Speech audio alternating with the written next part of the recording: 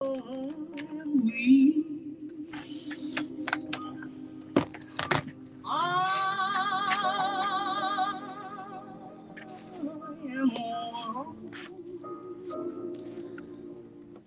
Hey, everybody. Keep Hope Alive with Reverend Jesse Jackson. I am Santita Jackson. It is a blessing to be with you today on Sunday, February 22nd, 2026. It's a day that Jeremy, never wanted to have happen. It's a day I never wanted to see. Uh, when I'd have to come on the air with you and tell you that Reverend Jackson has gone on to be with the angels, as my mother called each of us. And she told us as he was resting in bed, having taken his final breath. He passed away peacefully on the 17th of February. Peacefully took a breath, and that was it. And so we just thank God for the life of Reverend Jesse Jackson, my father. I'm so grateful that I had the opportunity to be his daughter, to be with him. And I'm so glad that he followed his mission and shared himself with you, that he loved you so. Let's talk about this extraordinary life, a life that the world said was born in disgrace, but God gave him amazing grace. And look at the wonderful things that God did with him in his life and that he did for you. Everything he did in ministry for you. Let us not forget that he was a seminarian. He had a choice between law school and seminary. He had a choice between professional sports and the life that he led. Indeed, he was recruited by the White Sox to play professional baseball. But he had a calling on his life, and it was to comfort the disturbed and to disturb the comfortable. And now he is no longer misunderstood. Indeed, the Reverend Jesse Jackson that you see portrayed by the legacy media is not the one who you saw in life. You see that he was a coalition builder. You see that he was really trying to forge a new America and a new world, a beloved community. And so we thank God. We thank God for him. And so I want you to call us at 866-594-HOPE, 866-594-4673. See my cousin Rihanna Robinson there, sending you so much love, sending you much love, Miss La Savine and Andre and Dave Dowling and Bernadette. I've been off the air this week. AM 950 Radio gave me a lot of grace. There was a lot to do. There's been a lot to do, and I'll be talking to you about these plans for his homegoing service. Indeed, my mother said he's not having a funeral. He is going home because he has left his address, but now he has gone home. And so we thank God for the life and the legacy, the works of Reverend Jesse Jackson. He had the most severe form of Parkinson's, supranuclear palsy, which is a form of Parkinsonism. Indeed, it is the most severe form, and it is terminal. But to show you that God can do anything but fail, he outlived his prognosis by almost a decade, Jeremy. Almost a decade. And so when we would see him walking fast and pushing through, he was really pushing through what the doctors told him. He pushed past them, pushed past what they said. We were at the Mayo Clinic just a few months ago, and we thanked them in Northwestern University Hospital and the caregivers. Oh, so many people who really worked to extend his life. And our physician, bless his heart, he said, this is a tragedy. I said, oh no, this is a triumph. He's had a triumphant life. All we came here to do was for you to tell us how he is and where he is, and we've got it from here. God's got it from here indeed, and God has had it from here. And so, here we are. So pray for me this morning, everybody. I need those prayers.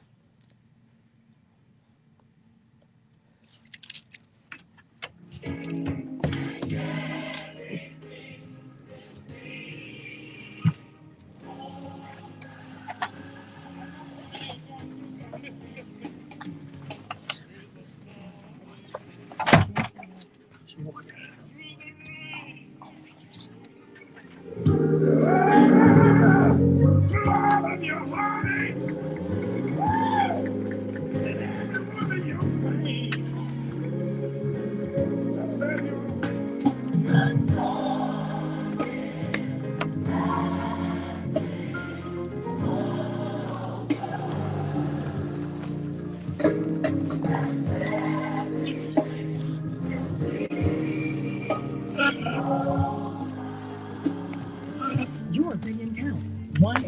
1-866-594-HOPE. That's 1-866-594. We have a hard on air at 7, so I couldn't answer you.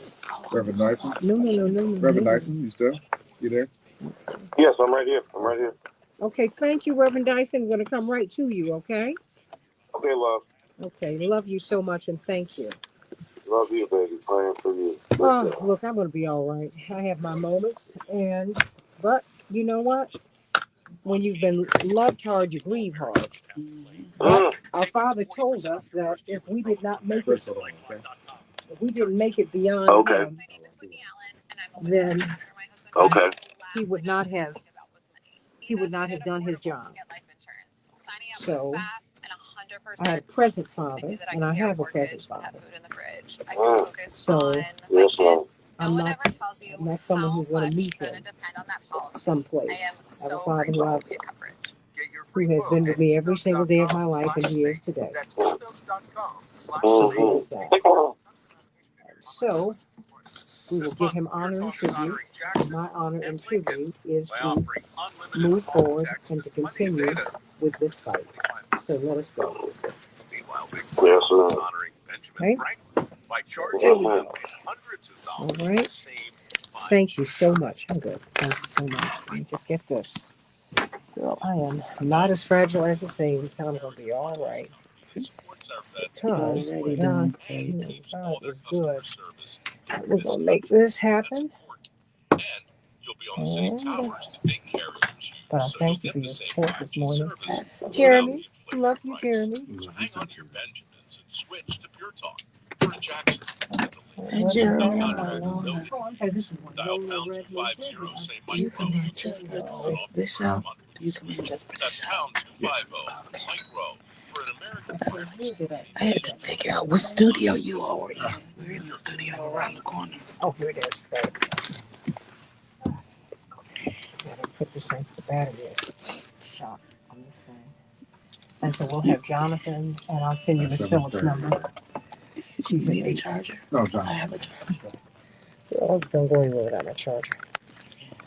Nowhere. So, I got Reverend Dyson on. So, thank you. Here we go. Chris just called, so we don't hold him. Who? Chris from Oak Park. Who? Chris from Oak Park. Oh, okay. Very good. Does she have any? If you have headphones, you can put them on. Okay.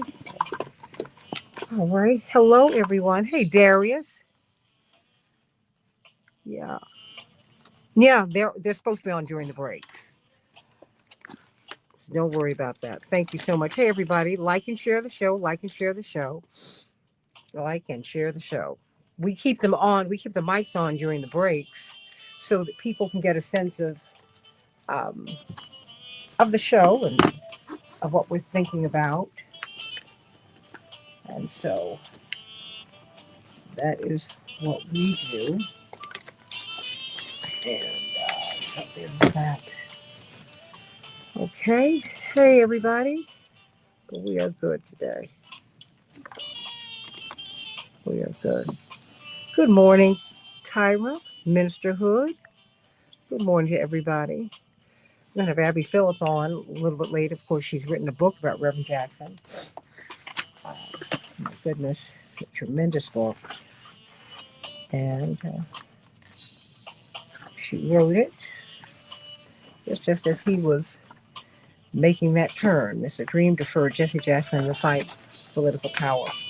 But Marshall Flady had a book, and someone who's written about him extensively is Reverend Dr. Michael Dyson, but he's also been one of his sons in the ministry. So we're coming up right now. You can put your head full. Okay, good.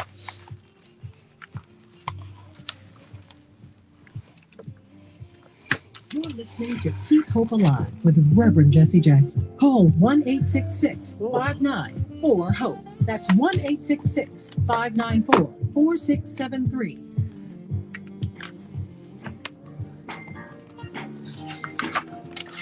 If I perish, let me perish. I'm going. Oh, my goodness. I'm Santita Jackson, the daughter of the Reverend and Mrs. Jesse Jackson. Today, We are on Keep Hope Alive with Reverend Jesse Jackson. He's made his transition at the age of 84. Indeed, I saw a clip last night. Reverend Dr. Michael Eric Dyson, brilliant theologian, preacher, social critic, author, prolific author, just brilliant academician.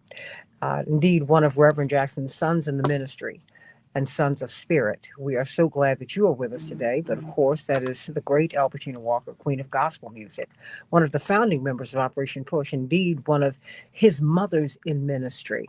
And we thank her, and we know that she greeted him as he got there, along with Miss Mahalia Jackson, people who helped my mother and father grow into ministry and just grow into public life.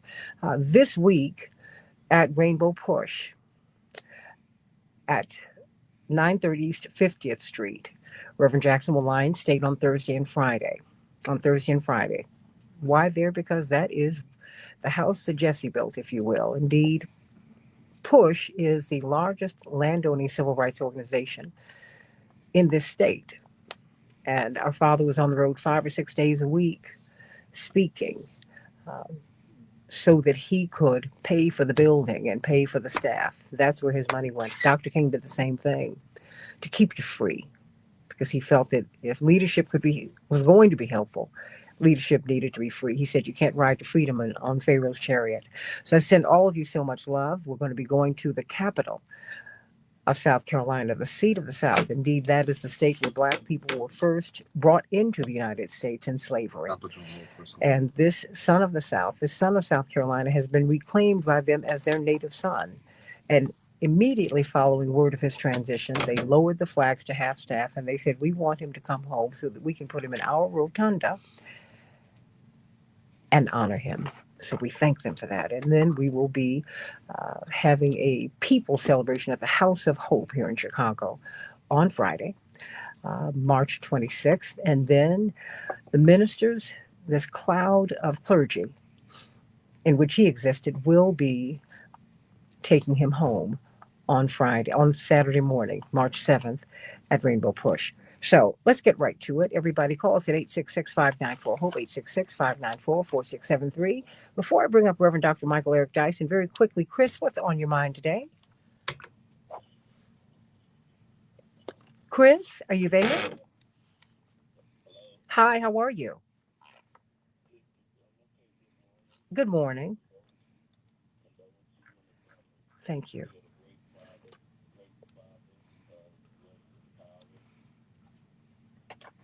Thank you so much, Chris.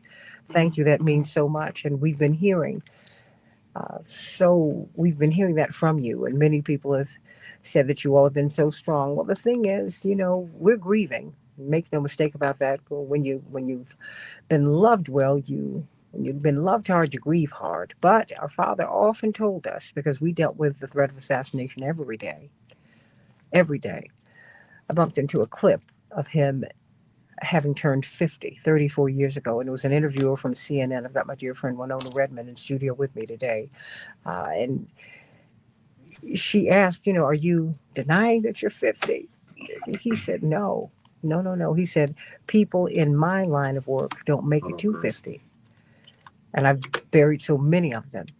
And so we are grateful that God extended his years far beyond our imaginings, and gave him the strength, the physical strength, and then the spiritual strength that we saw in the end to continue to fight. He said, I want to die with my boots on. And indeed, that is what he did.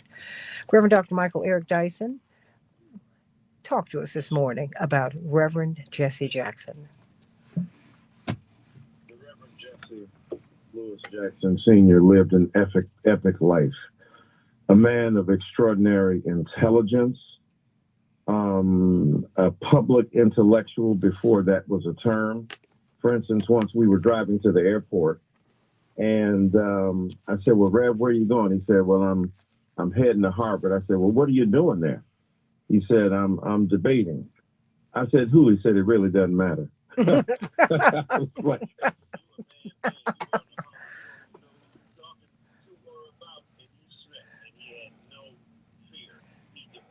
William Buckley, David Duke. I mean, the extraordinary range of his intellect. And then, of course, his capacity to organize, having received the mantle directly from Martin Luther King Jr., being there when that prophet gave up the ghost and receiving that mantle and moving forward. At the same age, King had emerged on the national scene at 26 years old. And the Reverend Jesse Jackson, from that day forward, has never missed a beat in terms of sacrificing for people, serving the people. You talked earlier about legacy media and the perception of Reverend Jackson, and sometimes people thought he was in it for himself. That is a bald-faced lie. You weren't going to get up earlier than that man, and you weren't going to go to bed later than him. And when he called me, he would say, this is your brother, and then he would go right into the issue for the day. I mean, brilliant analysis, forensic engagement with the truths and the facts. I have never seen a leader, much less a black leader, but an American leader stand up and with facts at hand, give some of the most powerful analyses of the prevailing forces of oppression that besiege this country. And he was not only for black people, though unapologetically and unashamedly rooted in his black existence, as you've indicated already, coming from South Carolina, but he opened the doors and portals of freedom and justice and equality for all human beings who suffered, LGBTQIA, way before it was popular, women and the issues of feminism and the like, struggling poor people, workers who were farmers. I went with him across this country to white workers off the record, no television camera there, no reporter there, to give his advice, his insight, his love, and his strength. He is our David, facing off against the Goliaths that stood up against us. And he didn't have the institutional power that some of them had, but he had 5 smooth stones of justice, equality, freedom, dignity, and respect, which is why he could tell people repeatedly, I am somebody. He is our national figure, leader, encourager, and of course, as we get, as how many times did he preach the eulogy of a famous or fallen figure, one with world currency and those without name? This man is incomparable. He is our beloved father, our brother, and our great inspiration. Reverend Dr. Michael Eric Dyson, what you have been able to be with him for decades now. What do you think that people do not know about him, or perhaps the greatest misconception, misperception? You know, I was talking to one of the great theologians of our time, of course, Dr. Obery Hendricks, because he's not an ordained minister. You know him. He's one of your colleagues. And he said he was struck by a couple of things when he met him. He said, you know, number one, he's organically brilliant. He said that through me. He said, but I did not realize that he was so academically trained. I said, Obery, you know, he turned down Duke Law School. He went to the U of I, the Big Ten, when they were trying to desegregate, and he got a full academic ride, a Rockefeller Foundation grant to go to the University of Chicago. Really? You know, and one of the things that SELC and, you know, I think our clergy, many people do not know how many of them have been prepared. I saw a white evangelical who was, one of his clips went viral. He was saying that black people need to leave the black church because so many of your faith leaders are not, so many of your preachers are not trained. I said, that's really not true. So, he hounded Martin Luther King Jr., asking him about Paul Tillich and Reinhold Niebuhr. And Dr. King had a PhD. And yet the Reverend Jesse Jackson had an intellectual curiosity that was second to none. And his ability to understand complicated ideas and then translate them into digestible form. People thought he was just rhyming. He had a scheme in mind to communicate complicated ideas and to get them across quickly. Long before social media, he understood the ability to articulate ideas to make them where people could understand them. And he said something to me once I will never forget. He said, if you say something I can't understand, That's a failure of your education, not mine. And man, that set me on a path. And so, yes, his high intelligence is, and people know he was brilliant, but they don't really realize the range of his intellect and the depth of his curiosity. What they also may not know is that they know he loved music because he had musicians and artists around him all the time, from, Aretha Franklin and Mahalia Jackson and the like. But we would be in a car heading somewhere, and, he'd tell me, now listen to this. And it'd be, I don't know, Ray Charles on there or Sam Cooke. And he could just deconstruct all the complicated and nuanced perspectives of music, and had a broad and profound appreciation for the motivational and inspirational character of that music. But then something I've already mentioned that people don't know is that he was not this, narcissistic, self-involved, self-aggrandizing person. His love for the people was astonishing. And wherever he went, long before there was an Obama, long before people, hailed a figure who was a politician, the Reverend Jesse Jackson had people around the globe literally paying homage to him. For instance, we were in London, not even a couple weeks after Mandela had been let out of prison in South Africa. And I remember, Australian ambassadors and dignitaries from around the globe, coming up to him and feeding him and celebrating him and acknowledging his genius. The range of what he did is extraordinary. And I end by saying this: it was not only in the civil rights realm in terms of protest, but in terms of opening economic doors for Black people, with, say, Nike or the automobile industry, things that people just don't have any idea about how he touched. And without him, the political doors of representation would have never been open to the degree that they are. And then finally, his ability to encourage. He took me under wing as a writer on his book when I had not a single book to my name. And I've got 27 to this date. So that have won many awards. So this man, I'm not bragging about that. I'm saying his ability to pour into us and to see even beyond what we were able to see about ourselves is one of his magnetic and charismatic gifts. When you look at, before you go, I know you're going to preach this morning. I thank you for taking the time to be with us today. It's very interesting. Many people they zero in on his presidential runs and on him cracking this phenotypic barrier. I said, but he cracked a philosophical barrier. Because now he was an unreconstructed, unapologetic populist. And many of us might personally be progressive, but in order to be on the political stage, we move our politics to the right, which he never did. He never moved on Palestinian justice and Israeli security. He never moved on being a fierce advocate of poverty. He never moved on his critiques and his opposition to the incursions of the military-industrial complex on all of our lives and lives all around the world. What do you make of the analysis of his presidential runs and putting that in the center of his ministerial life? Because indeed, Pastor Donald Parsons, so profound, who he said, what people don't understand about PUSH is that it is not a political organization, it is scriptural. Parsons, one of the great figures of our times as well, was absolutely right. But look, I remember once Reverend Jackson said, he goes into these Black churches and they'll have Martin Luther King Jr. on their study wall and have Billy Graham in the pulpit. And that struck me.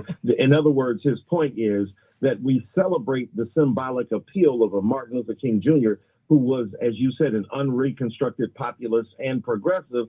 And in the pulpit, we sound as if we're one of these white evangelical nationalists that put the flag above the cross. Jesse Louis Jackson Sr. was one of the great theological minds of our times and one of the great public moralists, arguing for positions in politics that reflected our profound commitment to an ethic and a morality that was about the other, about the humiliated, about the demonized, about the marginalized.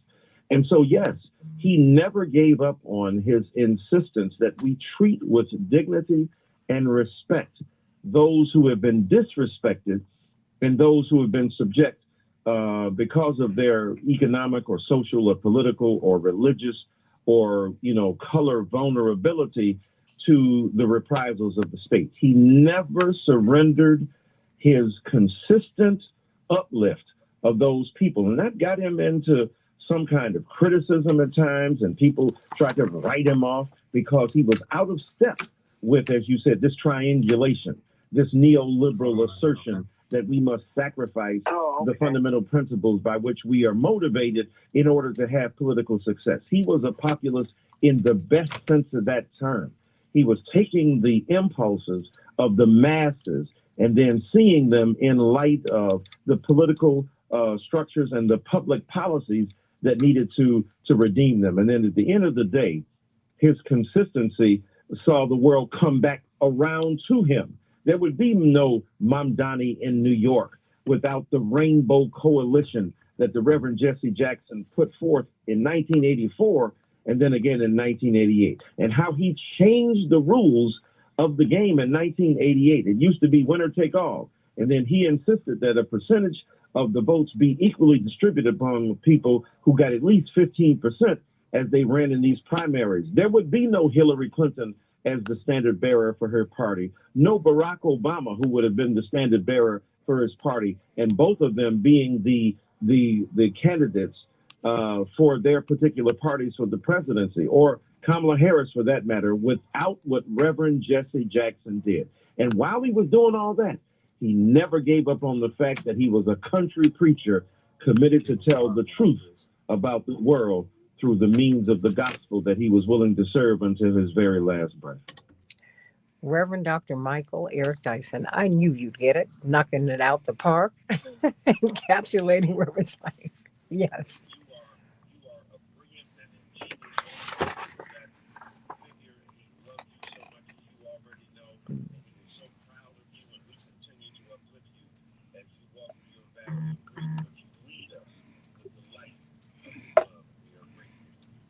I love you, but you walk through so you can get to the other side, to the light. That's what my dad told me. You don't stay in the valley, you walk through it. Then you lie down, and then you get up because the ground is no place for a champion. Oh, Daddy, all the things you just said to me, they make so much sense. Oh, God bless you, and I love you, and I'll see you in just a matter of days. I love you so very much. Hey, everybody, keep up alive with Reverend Jesse Jackson. I'm Santita Jackson. Back in just a moment. I've been abused and I've been misused. But I'm going 866. 866-594. Sometime up, Which is 4673. Your opinion 466. 1-866. You know what? Let's close out with Helen Baylor. If it had not been, you know how much he loved that song. It drove me crazy. But he loved it. So I'm going to have to sing that this week.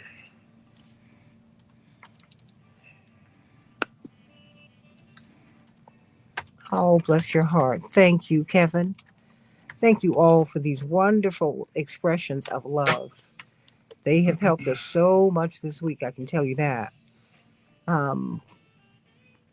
You all have just blessed us so, and thank you for that. Thank you. I'm trying to keep up with the messages this morning. Thank you, Jill. Congressman. Thank you. Oh, thank you very much. And Jeanette will be at 7:45. Okay. Okay, but we're going to the congressman. But first I need to get to the congressman. Let him. Is he there? Hello. Oh, hey, Good morning, sweetie. Congressman. How you Hold on, doing, let me lock you in. Congressman? Santita. Hold on. I've got Winona in here with me He this can't morning. hear you yet, Santita. Nah, he can't. Oh, okay. Hey, Congressman, Who are you? my brother, love you. Love you more. Impossible. Well, okay. Keep hope alive. Yes, just want to give my condolences to Santita and her family. And what's your name? Bobby, And where you calling from, Bobby?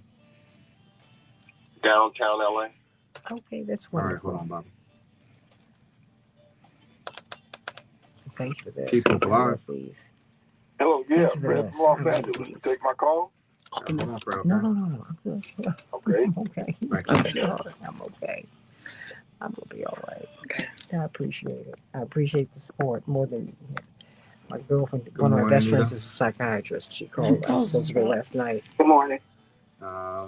Is there something you wanted to say? You just want She to said it's just come like on? you. You want me to say what I was going to say? No, just hold on. We're about to come up. Hold on. Okay. So you got Bobby, Fred, and Anita, Okay. and Chris can't call back on. Okay. Let me bring on my brother first. That's 1-866-594-4673.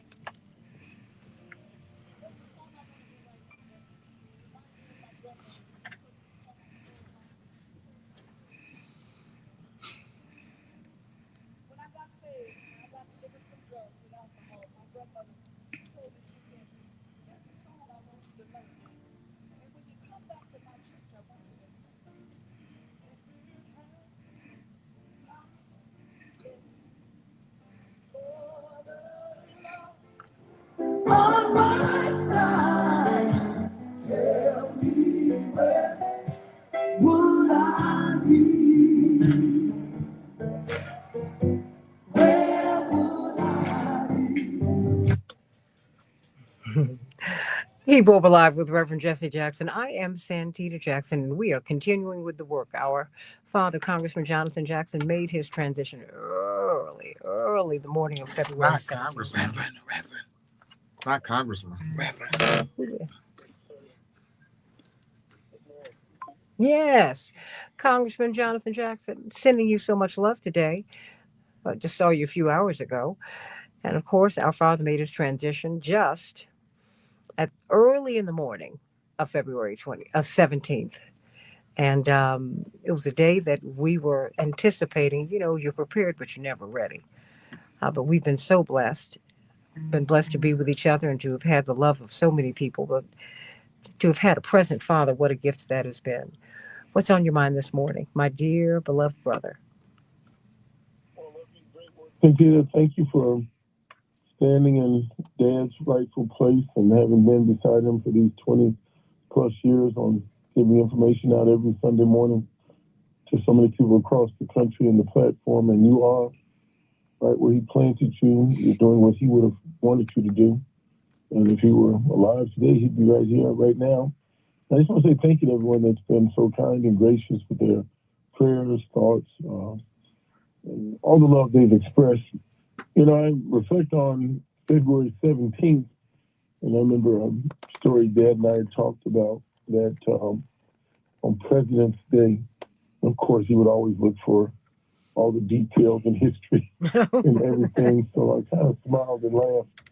Even on February 17th, I said, did he pick this day?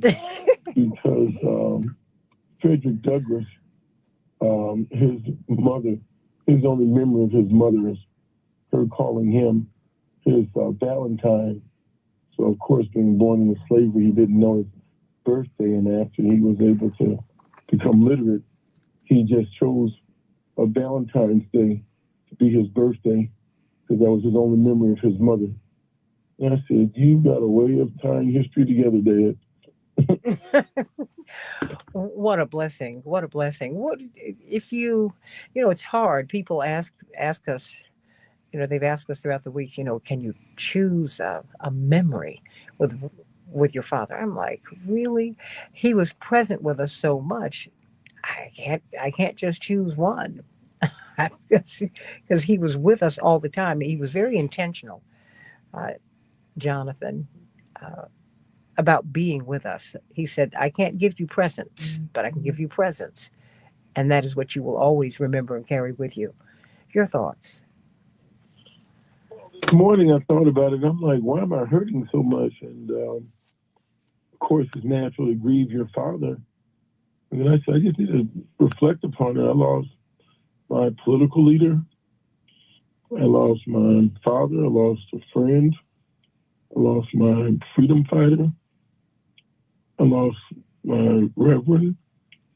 And lost my traveling buddy and a blanket of security. So I was like, ooh, there's layers to this. And it's okay to have the layers, but it's cool when you can call your dad and ask him a theological question about law and religion, and he can point you to a scripture and give you a thought. And it's cool when you can talk to him about the news, and he can tell you what you should be looking for. And it's great when you can tell him about your personal issues, and he can counsel you. And then all in a day, go watch a basketball game and like the same food.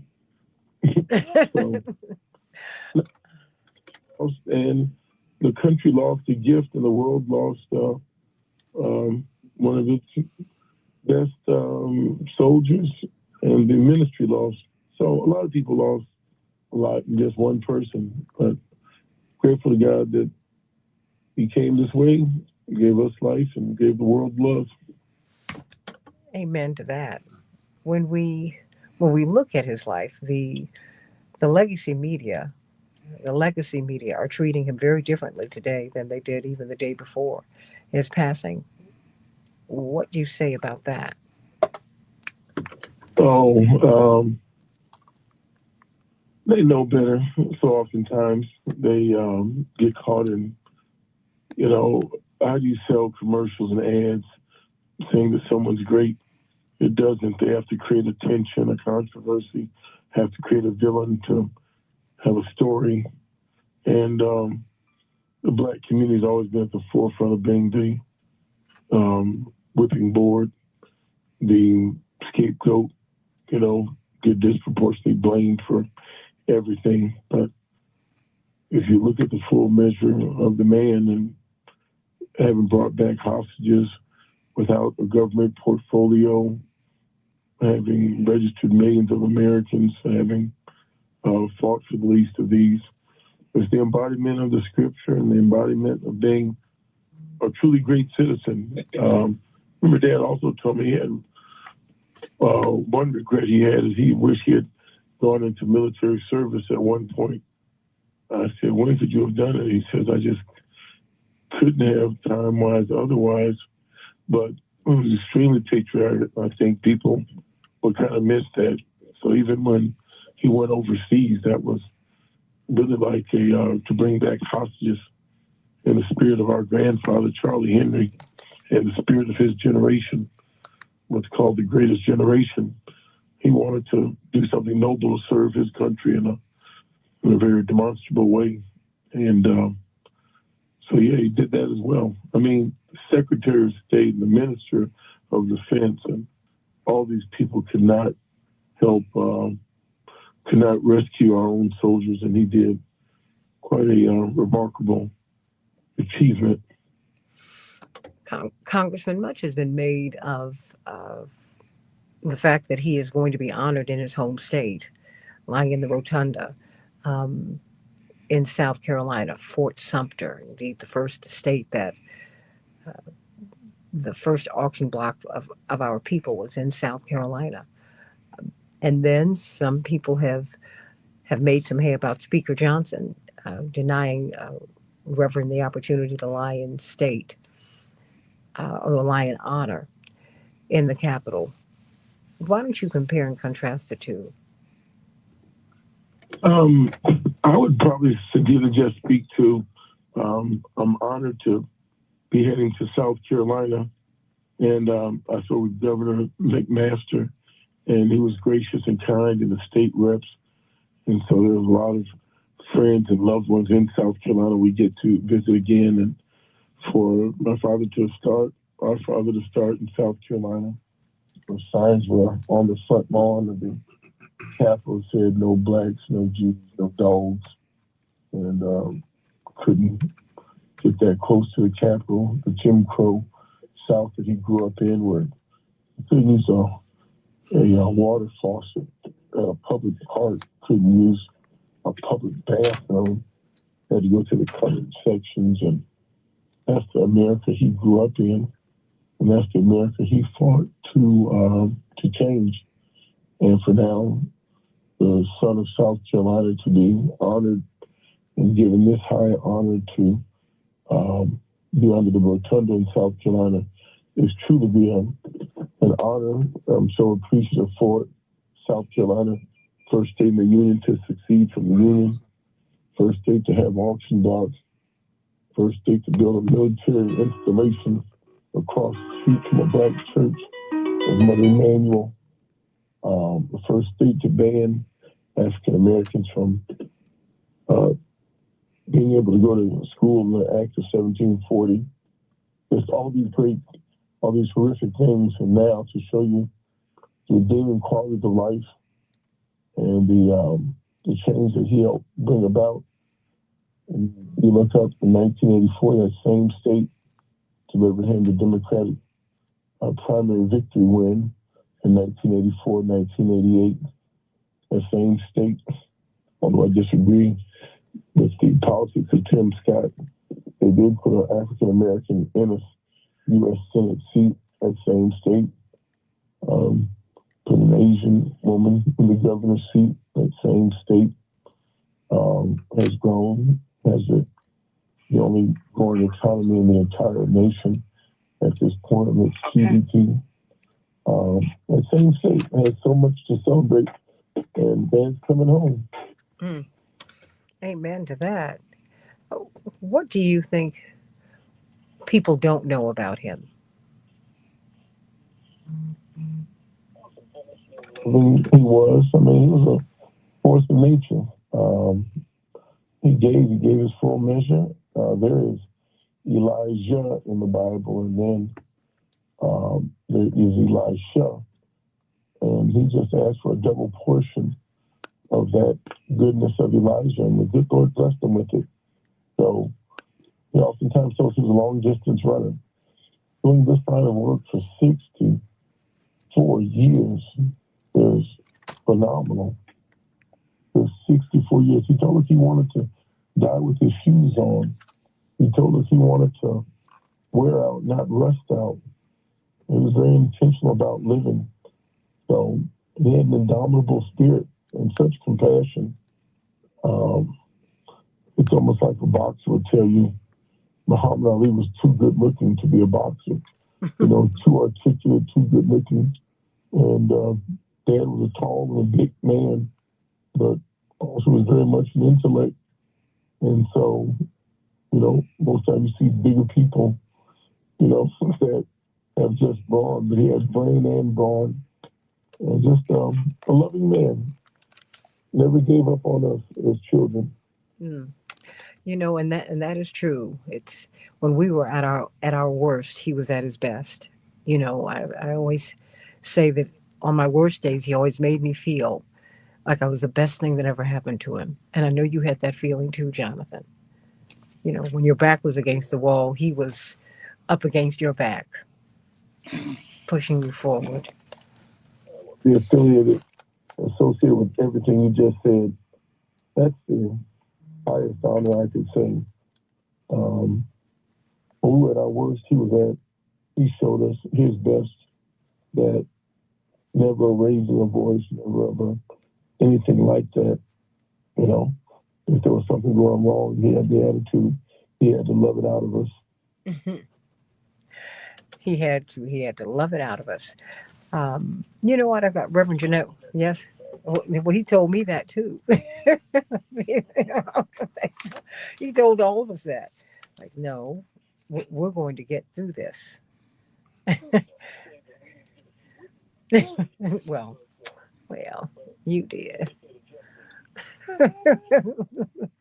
That's right. And then he'd hug you.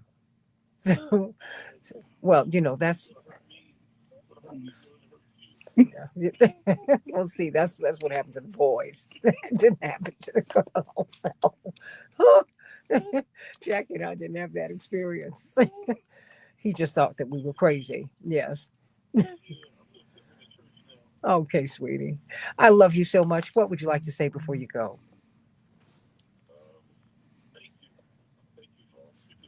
Prayers, thank you, and praying for your families, anyone that's going through this.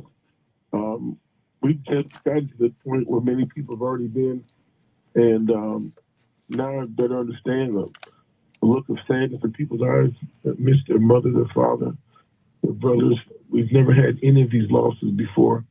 Of we've lost our grandparents, but it was an honor to know our great grandparents, our grandparents. Our parents were teenage children, were teenagers when they had their children, and we come from a long succession of family members that were teenage parents. Yes. And so we were able to grow up with our great grandparents, grandparents. And so I just thank God. What a loving time. Absolutely. I love you. I love you, Congressman Jonathan Jackson. Absolutely. Well, you know, everybody, when you love hard or when you're loved hard, you grieve hard. But we're going to get through this. We really are. We're making it through. We're making it through. You know, when I went away to college, my father said this one last thing before the car pulled out of the driveway. He always had a Buick station wagon. When my sister was born, he said, "We are a station wagon family." Not a cute car. He said, "But what car did Dr. King drive?" "Don't know." He said, "There you go. So much for cars and their importance." He said, "I want you to find a church because the storms of life blow, they hit without warning. And if your soul is not anchored in the Lord, you will surely drift away. And if you drift away, I will not have done my job." And he said, "Baby, I can't live with that." And so we continue to move forward. Reverend Dr. Jeanette Wilson, we've got a lot of callers on, but I know you are preaching this morning. What's on your mind today? Well, I think that people are wondering how should we celebrate Reverend Jackson's life. And I think that we have to look at what he did while he was alive, and we just pick up the mantle and move forward.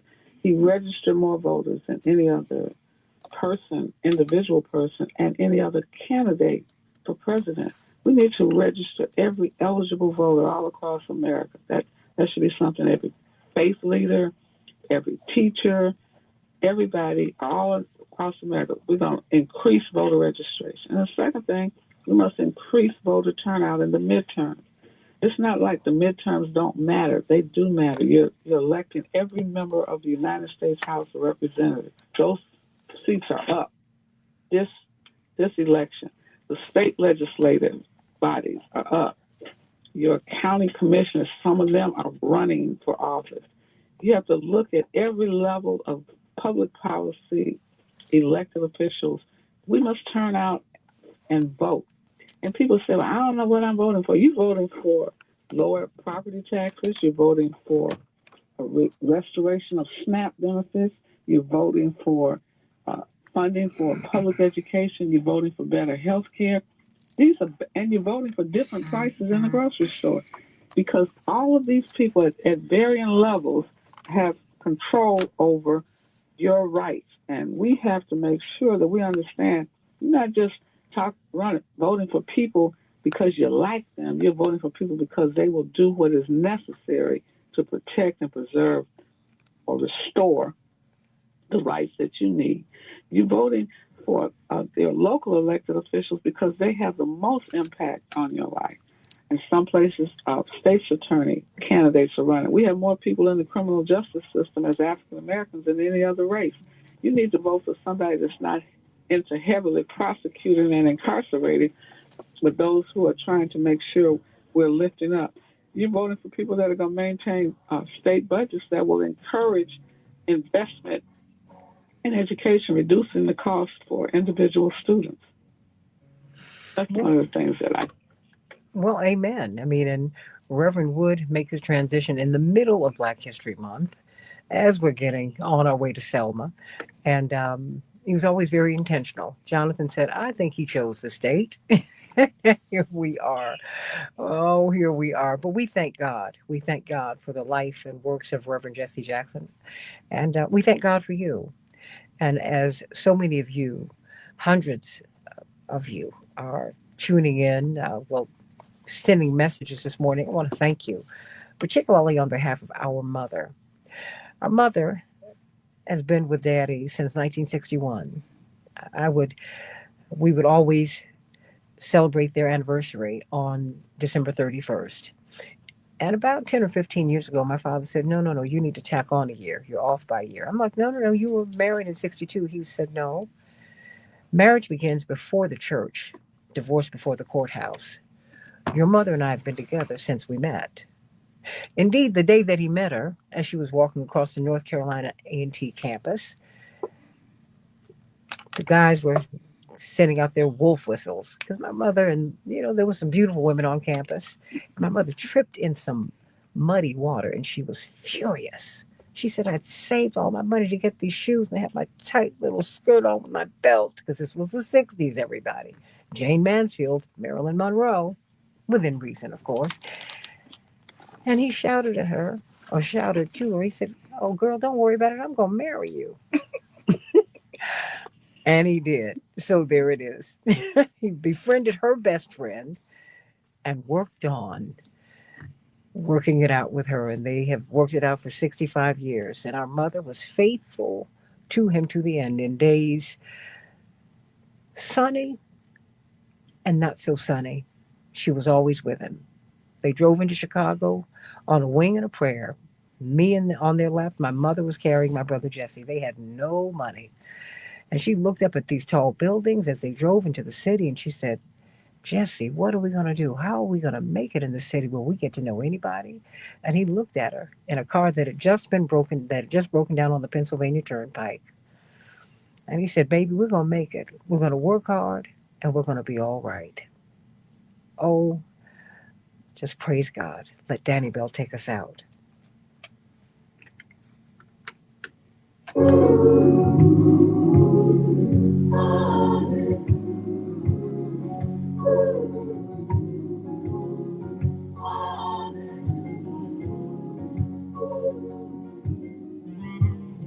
Coming up, we'll have closing thoughts. Thank you from all. Reverend Jesse Jackson. You Right here are your. on Keep I On love you, Alive. Tyrone Studemeyer. Love you, love you, love you so much. Thank you for all that you've done and that you're doing for us, helping to get all these people in. I'm gonna have to get some people in myself. So I don't have enough room for some of my college roommates coming in. Someone who I imposed myself upon to be a college roommate. When my father ran for president, I was very, very anxious. It was a very, very tough time for me. And I think of my girlfriend, of course, who is now a psychiatrist, Dr. Cindy Carter. We lived in Bethune Hall. These were the smallest rooms in the world. There was room for it was new at the time, and it was fly, but it was like a box. Twin bed, step, your closet, step, your desk, step, your dresser. That was it. And I shared a room with her for about 5 weeks. Yeah, I am. And I'm talking here. Um, because I didn't want to lose my father, and she knew that. Because that was a very real threat. Many people, we didn't expect that he would make it through. It's nothing but the grace of God that got him through that race. He was the most threatened candidate in American history, and he became even more threatened um, in 1988. And we'd always lived with death threats, lots of them. But I want to thank her in a special way. She and I had a wonderful conversation last night, reminiscing about that time. She said, "I just have been concerned about you." She said, "Even I'm going to be in Chicago, even if I don't see you." I said, "Oh, don't you dare." So we're going to work this out. And so many of my friends have lost a parent or both parents or siblings. And our family circle, though threatened with assassination for so many years, we've been able to be together for 65 years. And we thank God for that. And those of you who are going through, trust me, you walk through the valley. You don't stay there. You lie down by the still waters. But the ground is no place for a champion. You get up and you keep on going. You keep on going. You get to a place where you thank God for what you have left. Daddy King talked about that. Shortly after the assassination of his son, and a year later, his son AD was drowned mysteriously in a pool, in his own pool in his backyard. And he got up to speak before one of the great religious conventions. My father shared the story over and over again. And he had to follow all of the great black preachers, the Gardner Taylors, the Jasper Williams, all these people, Little Caesar, all these folks. See, I grew up in the church, so I know all the great preachers who mentored our father. And people were like, preachers are a little competitive. When he got to the mic, people said, "Okay, well, we're just going to give Daddy King love and his due." what is he going to say? And he talked about losing his son and his son Martin. He said it was the light of my life. And then my son AD. I said, oh Lord. And then I think this was, excuse me, it was just after his wife had been killed in his church while at the organ. And guess what? He said, yet will I trust him. Yet will I trust him. There you go. Sweetie, I'm on the air. What's going on? Okay. Okay.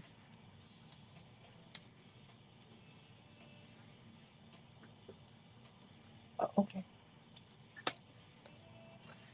Stand by. I will. I will. Let me get through this show and I'll call you right back. Okay, baby? It'll be in an hour. Okay. Okay, I will. Okay, give my love to your husband, okay? Okay. How much time do we have, sweetie? You have about 30, 40 seconds. Okay.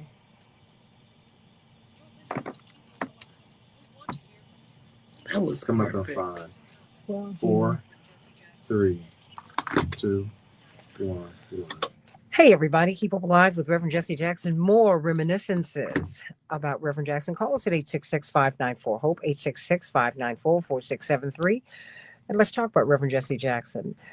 We want to see you at Rainbow Push at our headquarters on Thursday and Friday. We're opening the doors. He will be lying in state. We'll be in South Carolina, and we'll be back in Chicago. Going to give you some more details right here on Keep Up Alive with Reverend Jesse Jackson. I am Santita Jackson. Stay right here.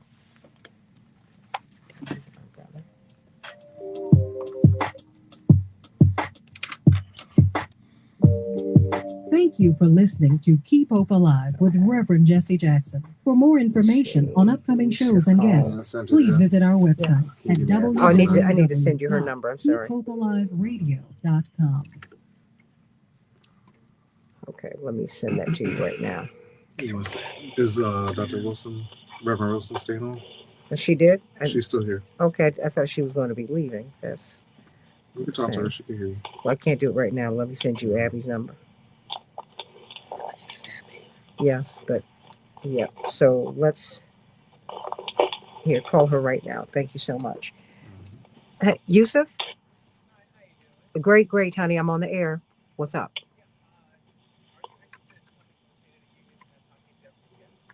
I don't know. Can I call you in an hour? Thank you. Let me do that. I'm coming up. Bye.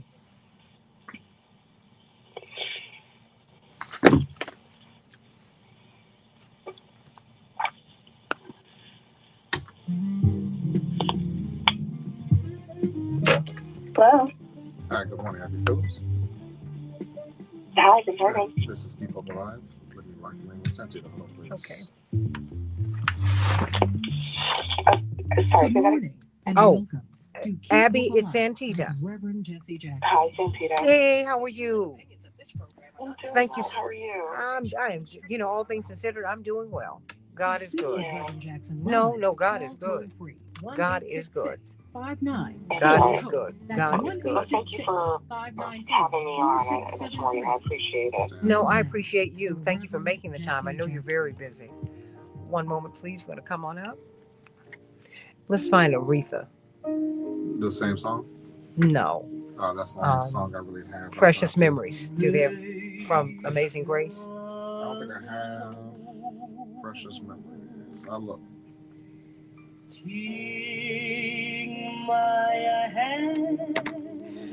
Hey, everybody. Keep Up Alive with Reverend Jesse Jackson. I am Santita Jackson. I've been with you now 22 years almost. As of April 4th, Reverend Jesse Jackson is my father, Reverend and Mrs. Jesse Jackson, and he made his transition on the 17th this week. Hey, you're prepared, but you're never ready. And but he was tired, everyone. He had fought so valiantly. He had the most severe form of Parkinsonism. PSP is the most severe form, and indeed, when they give you the prognosis, it is terminal. And he outlived his prognosis by almost 10 years. And he said, I am going to die with my boots on. And that's what he did. He kept pushing. kept pushing. We saw that something was wrong, but we couldn't quite figure it out because we were dealing with a lot of other things in our family. And he said, you know what, one crisis at a time, let's get this. And he just kept on fighting everybody. And I thank God for it. Thank God for it. And just know, one of our doctors, and I say our because when one person in your family takes ill, everybody gets it. He said, you know, this is actually a tragedy. I said, oh no, he's had a triumphant life. Indeed, we did not bring him here for you to cure him. We brought you here to let us know where he is. We've got it from here because God's got it. He's had a triumphant life. Someone who was born out of wedlock, in disgrace, God held him in the hollow of his hands and moved him into amazing grace. U.S. Presidential Medal of Freedom, the Legion of Honor in France. But more than that, he has been the people's champion. When he'd go into Army and Lou's and Sylvia's, these great restaurants, Soul Queen, and the cooks would stop and come out and give him a hug and give him a kiss and make him their special plate. To all of these churches, walking up and down the street, we were riding to a soul food restaurant here in Chicago during the '88 campaign. And of course, it was in the heart of the Black community. And the lights were, it was a Saturday night. And you saw all these cars coming down, and they knew it had to be Jesse. You heard people opening up the windows on this hot summer night, screaming, hey, Jesse, keep on running, Jesse. We love you, Jesse. And one man came out, and by this time, the Secret Service had kind of relaxed because my father said, these are my people. They will not hurt me. And he came up to my father, and he grabbed him by both hands, and he fell to his knees. And you could see that he had lived a really hard life. He had experienced a lot. And he said, man, keep on running for me. Just keep on running for me. And he continued to do that until the very end. The honor that he gets is from you, is from the people. And he was humbled by it, and we are too. We've got Abby Phillips, a brilliant journalist, someone of whom he was so proud, from CNN. She's written a tremendous book about him. Indeed, it helps you to look at his political life, and it puts our mother and father's partnership at the center of it. I'm so grateful that she did that because it was so insightful. I encourage you to get this book, A Dream Deferred. Oh my goodness, what happens to a dream deferred? Jesse Jackson and the Fight for Black Political Power. I'm going to be speaking with Ms. Phillips, wife and mother, beloved, and my soror, of course. She chose correctly, Delta Sigma Theta, a public service sorority. Back with more of Keep Up Alive with Reverend Jesse Jackson in just a few minutes.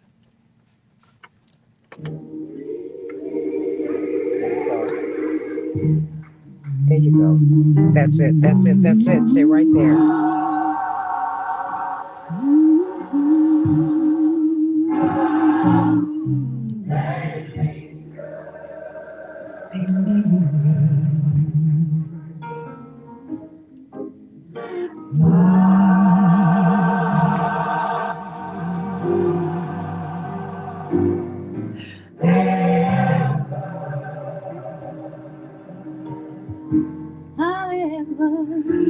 Touch my soul,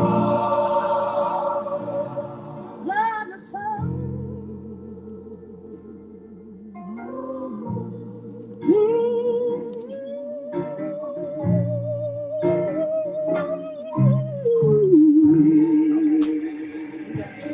Your opinion counts. 1-866. All right, Abby, we're coming up in about 3.5 minutes. If you have to do anything, change clothes, give your baby another hug.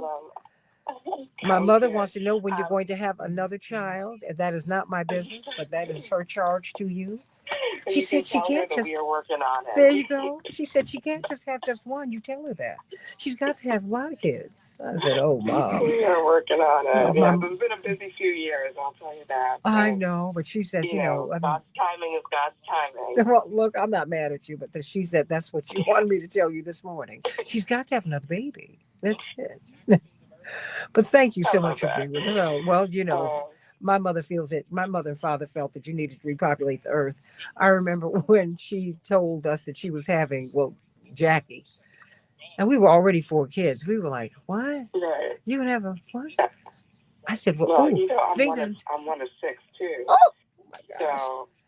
So I remember exactly the moment that my mother told us that we were having baby number 4, 5, and 6. I was like, don't you think we've had enough? Oh my gosh. See, no one in the neighborhood had like, it was like 4 was like people had 2 and 3 kids, but 4, whew, the Esterlys across the street had 4. Ramsey Lewis lived next door. He had 7. The Thompsons had 5. I can tell you who had, who had all these kids. But and then my father got a station wagon. He said, "We're a station wagon family now." He was so proud. And I said, we were like, "This is not a fly car. Everybody in the neighborhood's got a nice car, except us." Oh my goodness! But I want to thank you for your book. God. Oh look, I've been really blessed. I want you to say hello to my dear friend Winona Redmond. She does, indeed, Reverend kind of rescued her from the corporate world. She was been one of the young African American women in the C-suites here in Illinois, really in corporate America. But now she is doing, I guess, publicity and so many other things, image building and all of this. And so she came in this morning, I guess, to make sure that I would not fall apart. You're doing excellent. Oh, that's wonderful. But it's okay. But you can say hello to Miss Phillips.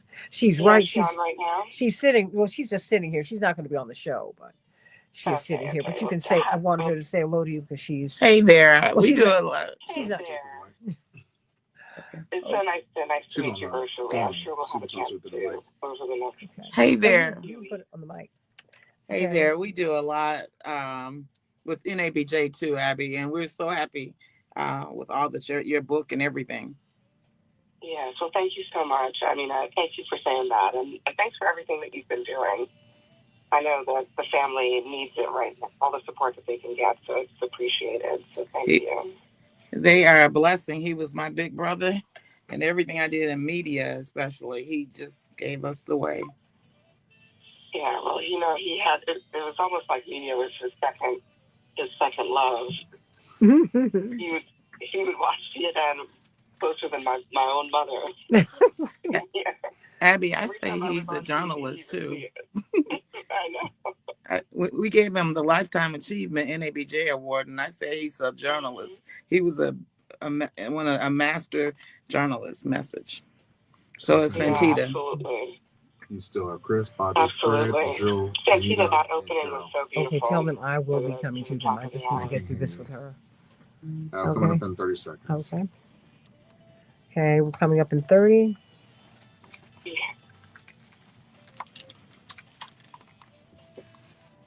Okay.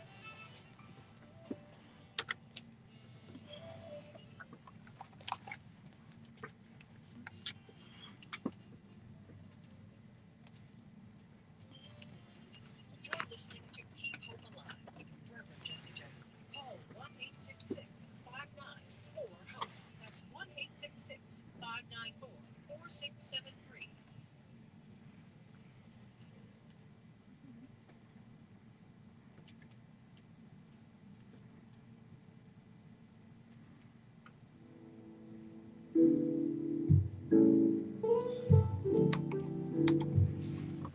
The angel watching over me. That's right. Our mother said, "Your father has gone to be with the angels." Indeed. Indeed. He was our angel on earth, as our brother Congressman Jonathan Jackson said. When you were at your worst, he was at his best. He had your back. And he said, "I'm going to love you through this." What a wonderful human being. And it's a real blessing, I have to tell you, everybody, to be able to say that about my father and my mother as adults. And for my mother, who has been with my father 65 years, she said, "I can say many things about him." And she said, "Sometimes he would try me, but he doesn't have a mean bone in his body." Wow. Abby Phillip, brilliant journalist from CNN, has written a tremendous book, A Dream Deferred. Jesse Jackson and the fight for Black political power. Thank you so much for being with us this morning, Sorrel Phillips. Talk to us this morning. Much for having me, and I could listen to you talk about your father all day long, because the truth of the matter is that you and your entire family, you obviously know him better than anyone. And so I'm so grateful to have your guidance and support throughout this process of trying to really get to know a portion of his life a little bit better and help the world get to know that a little bit better. But as I think about the last few years that I got to know your father and that I got to spend time with him and learn about him, I will say that he was already in the throes of this disease, but he never, ever gave into it. You know, from the very moment that I met him, he had the same fervor for life, the same energy, the same desire to keep doing. And it was amazing and it was remarkable. And I think one of the things that I really wanted to convey to people, because somehow I don't think people really understand, was that Reverend Jesse Jackson was tireless in the true sense of that word. I mean, he truly never wanted to rest, and sometimes he was forced to rest. And sometimes, especially toward the end of his life, this disease really made him have to sit down and let others take care of him. But he had an energy that I think was unmatched for most of his adult life. And the amount that he was able to accomplish, most people would only be able to do a fraction of those things in their entire lives. And I think it is rare and it's extraordinary. And I think it was very clear to me that, you know, I think especially if you were around in the 1980s and you witnessed those campaigns, you understood Jesse Jackson. But it's a natural thing as time goes on. I think younger generations aren't taught as much, and I think it's on us to do that work. But I think it's important for people to really understand that he was breathing rare air for about 60 years in public life, meaning that he was one of maybe a couple of dozen of people maybe on this planet who accomplished the types of things that he did. And for that reason, he is one of the greatest of us, the greatest of Americans, the greatest of Black Americans, and the greatest of his generation of civil rights leaders who he grew up with and learned from. Abby, you were born just weeks after his 88 campaign ended. I would think that you would start with your have a political tome about a Black political figure. I would think that you would start with President Obama, because for so many of you, he was the person you voted for.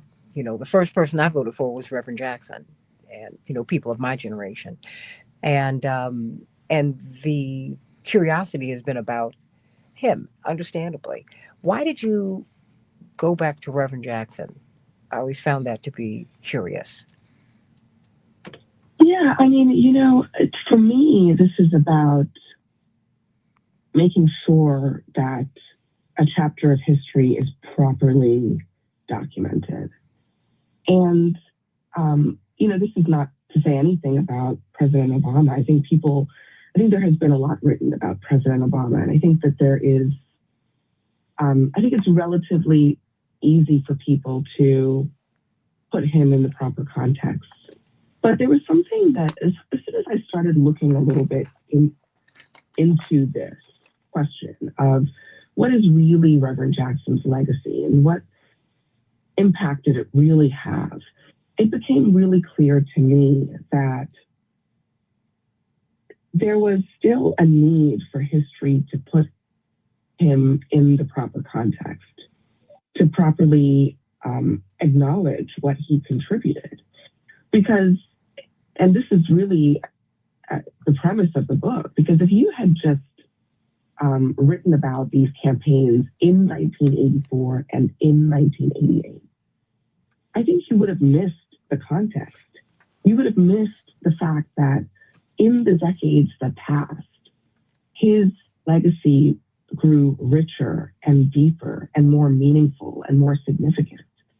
It's because of Barack Obama that Jesse Jackson's legacy becomes even more important. It is because of someone like Bernie Sanders that Reverend Jackson's legacy becomes more long-lasting. It's because, in 2024, his acolytes, you see them running the Democratic National Convention, Mignon Moore and others. So to me, the passage of time really proves the case. It proves the argument that you really couldn't understand the full impact of Reverend Jackson, even if you had written this book in the time that he did all of these things. And I was concerned that, first of all, that journalism, I'm a journalist, but I was concerned that journalism at the time had not really done him justice.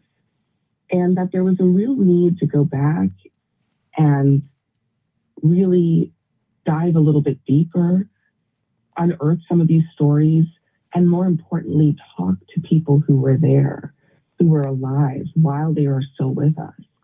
Because we are, Santita, as you know very well, we are coming to the end of this generation of people in the civil rights era. And your father is one of the last of the giants of that era. And when that door closes, it closes. We're not going to be able to get those stories back. We're not going to be able to go back and try this again.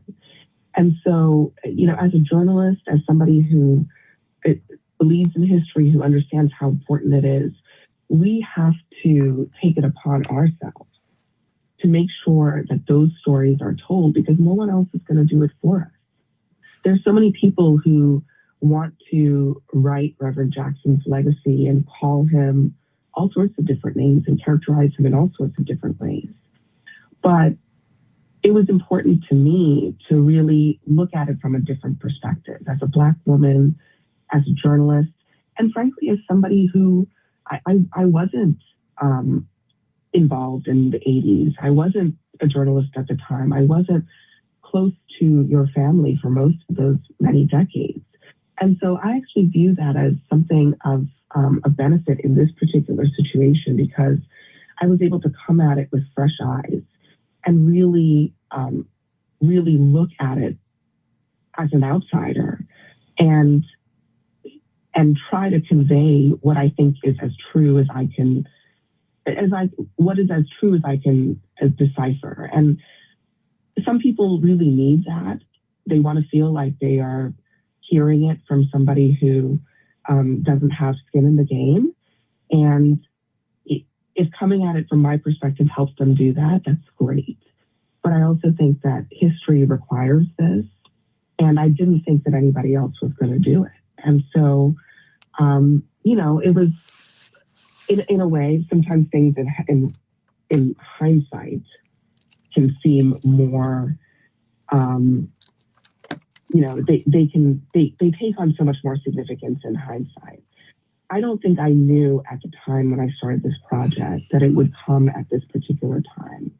But I am very grateful, and I thank God for his perfect timing, because that was all, I think, divine timing, that in this moment, when we really need perspective on Reverend Jackson, I'm very grateful that this book is there to provide at least some of that perspective. What surprised you about Reverend Jackson as you researched him? I thought it was very interesting that you looked at how Republicans came for him. Democrats never embraced him, but he really strove to be an independent person. You talked about monies that he was offered by Republicans, and he rejected that. And there was just so much that you unearthed that I knew that a lot of people, I don't think that as they have researched him, that they have never really They either didn't bump into it or they did not report it. Many people have been surprised by these entreaties from the right for him to come to their side, and the fights that he had within the Democratic Party to just the fight for black political power, not partisan power, but political power. Abby, what surprised you about him? Yeah, I mean, well, there are so many things that surprised me, but I would say that he is so strategically minded and really has always been. And he learned that from Dr. King, but he really took it to another level as he developed first Operation Breadbasket, then Operation Push, and then as he started diving into politics. The everything that he did was about gaining leverage. And the leverage was on behalf of the people. And so he would sit and he would talk to just about anybody. And he wanted it to be clear that Black Americans were not just trying to be loyal for the sake of loyalty. They needed their elected officials to do things on their behalf. And so he was clear from the early 70s on that if that meant accumulating political power within other political parties or outside of either political party, he believed strongly that you needed to be willing to do that if people were to take you seriously. Because they're not going to take you as seriously when they know that you're always going to vote for them anyway. So to me, that strategic mindedness was so important. And one of the stories that I was told by one of your siblings as I was working on the book was about the lead up to the 1980 campaign and how Ronald Reagan came to Chicago to call on Jesse Jackson and to try to see if he could get an endorsement. Yeah. And first of all, I think a lot of people didn't even know that Ronald Reagan was courting him. But Reverend Jackson essentially trying to pressure the Carter administration to do more. Mm-hmm. And so Ronald Reagan saw a potential opening and he came to Chicago and he came to Push headquarters and he sat in, the outer office and was waiting and he was talking to one of Reverend Jackson's aides, who I believe is was a close family friend of yours, Santita's. And Ronald Reagan had no idea he wasn't talking to Jesse Jackson. That's right. Apparently, he couldn't tell these two Black men apart. And when they finally got into a meeting together, Reverend Jackson sat and he listened to Reagan as Reagan sort of offered all these pleasantries. But then he told him, you've been playing footsie with the KKK by, giving speeches and in a town where the same town where Chater, Schwerner, and Goodman were killed. And he confronted Reagan on that. And, Reagan denied it, of course, and said he wasn't trying to send any signals to white supremacists. But, I think a lot of people today would never have taken that meeting. They would never have sat in the same room with somebody that they disagreed with or who they thought was sending subliminal signals to white supremacists. But Reverend Jackson did. He took the meeting. He confronted Reagan about it. And then after the meeting, he was clear that he wasn't going to do that. He wasn't going to give his endorsement to someone who didn't respect Black Americans enough to not pal around with people who didn't see them as fully human. And I thought that story was instructive in so many different ways, not just because of the political lanes that tried to draft on Reverend Jackson's influence, but also because of another principle of his that I think people don't really understand, which is that, he met with George Wallace. Mm-hmm. He met with Ronald Reagan. He would meet with people all the time who he disagreed with on fundamental things. And I think he fundamentally believed that there was no stone that should be left unturned. There was nobody who should not be convinced or persuaded. There was no place that his message couldn't go. And I think that's a powerful political tool that I don't think enough people utilize and understand. He never saw people as irredeemable, and he was always willing to go there. And that's one of his legacies that I think doesn't get told as much, but is just as important as all the other things that he did. You know, I remember that so clearly because then candidate Reagan, Governor Reagan, came to the office and he sat in Reverend's office. And it was very interesting that Reverend would have him come to his office to our side of town to have that meeting. And it was not hostile.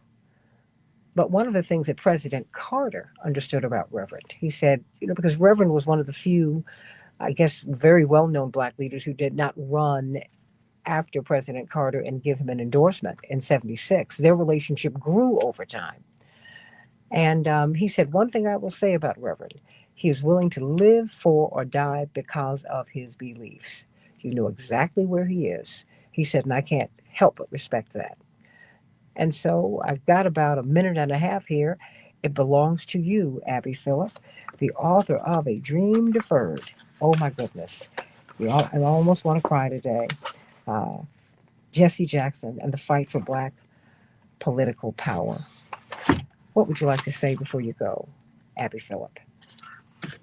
I always think about his beginnings because I think that might be, for me, the most inspiring part of his life and his story.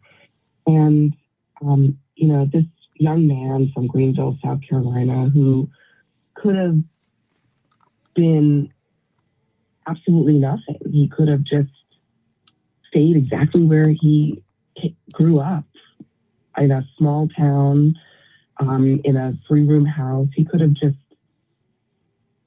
kept with what he knew. And I think that what is so profoundly inspiring for all of us is that this otherwise ordinary person decided that he didn't want to live an ordinary life.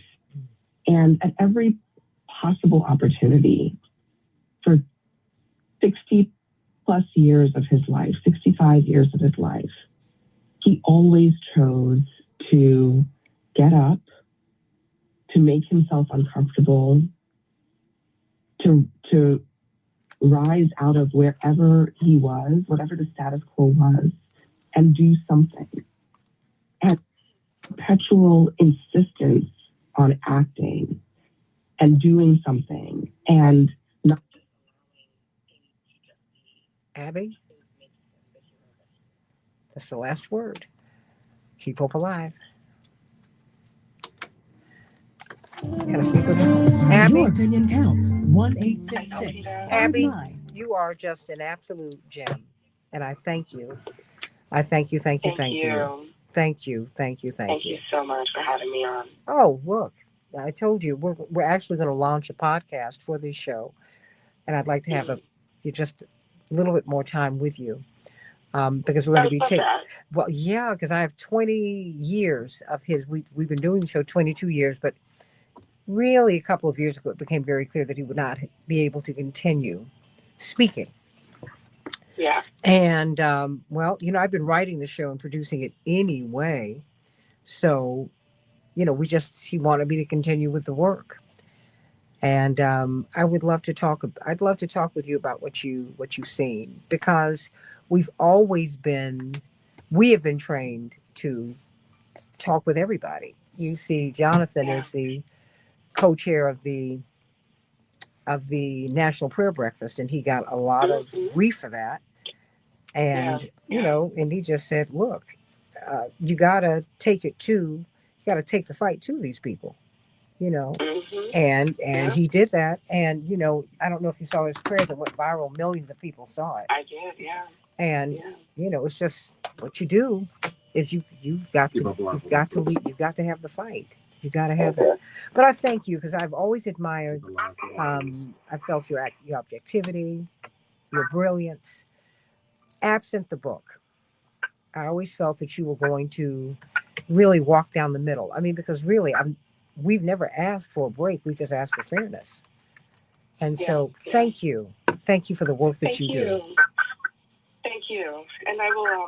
I'll be in Chicago for the services on the 6th and the 7th. So I will hopefully see you then. Okay, definitely. Please reach out. Okay, I will. Please reach out. Thank you very much. Okay. May God bless you and traveling grace and mercies to you. And my love to your family. Thank you. You as well. Thank you. We'll talk soon. Absolutely. Bye-bye. Okay, I'm going to take on these calls. We have Daryl, Reverend Gray? Yes. Okay. Yes, I'm here. Okay, sweetie. I've got some people holding on. I don't know who 2 of them are, but we can Do what you have to do. Okay. Just let me know. All right.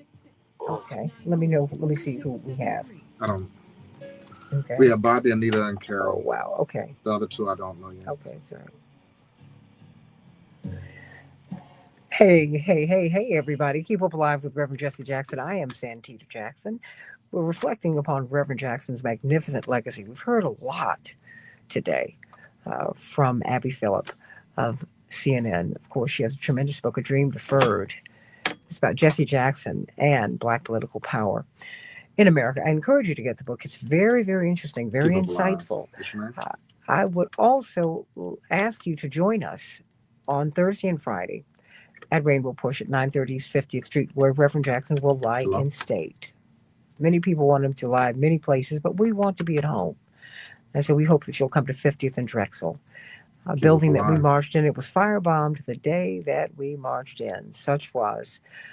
People felt that Reverend Jackson's message was so threatening. And we walked through those blackened doors and walked straight down the aisle, and we've never stopped. We've never stopped having these meetings. And so we hope to see you there. The doors will open first thing in the morning, and the Jacksons will be there to greet you. And of course, we're going to be going to South Carolina. Reverend Jackson, a native son of that state, has been embraced by a state that used to be at the forefront of an apartheid America, an America that he absolutely broke the walls down. When we were children, he said, Daddy's here to break this stuff up. Put it a little differently, but there it is. And so they dropped their flags to half staff, and they have given our family that honor. And so we will be leading a caravan to go down there. My mother said, no, we will drive there, and people can see us and see him as we drive up and down the highways, getting to South Carolina. And then he will have his final services here in Chicago on the 6th and the 7th. But please go to rainbowpush.org and get more information about our homegoing services. And so, before I go to Reverend Daryl Gray, Reverend Dr. Daryl Gray from the Progressive Baptist Convention, Reverend's beloved baby brother of many, many years, I'm going to get some of you callers in. You all have been holding, and you've been so patient. Chris, what's on your mind today? Chris, how are you? Good morning. How are you doing?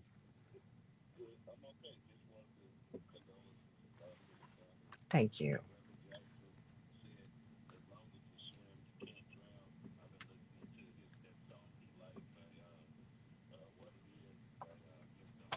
Yes.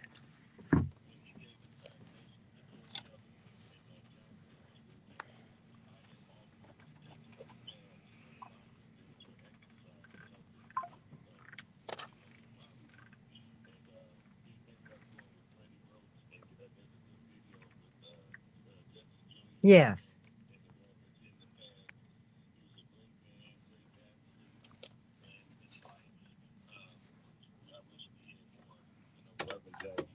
King.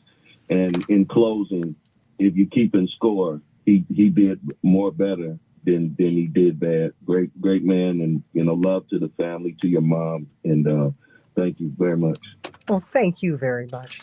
Let me go to Bobby. How are you, Bobby? Pretty good. How are you? Doing great. What's on your mind today? Hello, I'm here. How are you?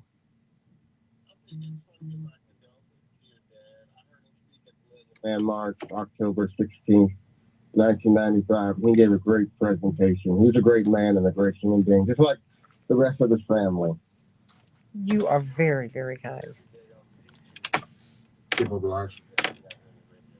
Oh, bless your heart. Hello. Thank you for your support. I hope if you are in the Chicago area, you will come by and see us at Push at 930 East 50th Street on Thursday and Friday. Are you there? And of course, we will have a public service. Yes, can you hear me? Can you hear me? Okay. Okay. What's your name? Hope you'll join us on Thursday and Friday at Rainbow Push. And then, you know, if you're so inclined, if you can, hope you'll join us at the House of Hope on Friday night, March 6th. And then again at Rainbow Push, because we're going to send them off from home. Okay. Oh, you're so sweet. Please keep us in your prayers. Let me go to Anita. Anita, what's on your mind? Love you, Anita. Good morning. Yes.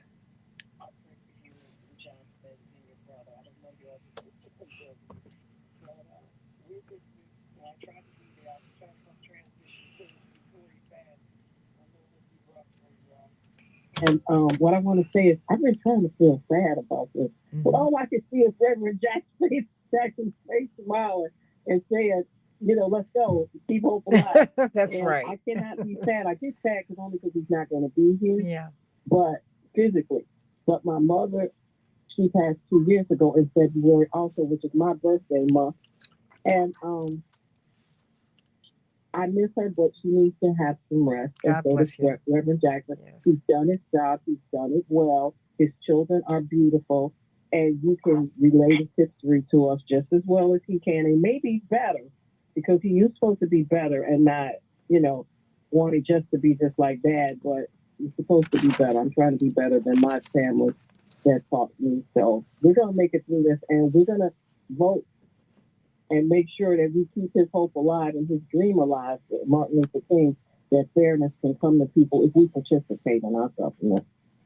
We love you. We love you, Anita. I hope that you'll be in Chicago at some point if you can. I know you're in North Carolina, but we will be having a celebration because indeed, you know, I have a broken heart today. I do. That having been said, what heals my heart is knowing where he is.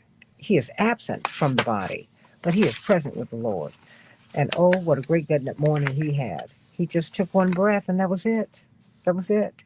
The Lord let him down easy. All the time. All the time.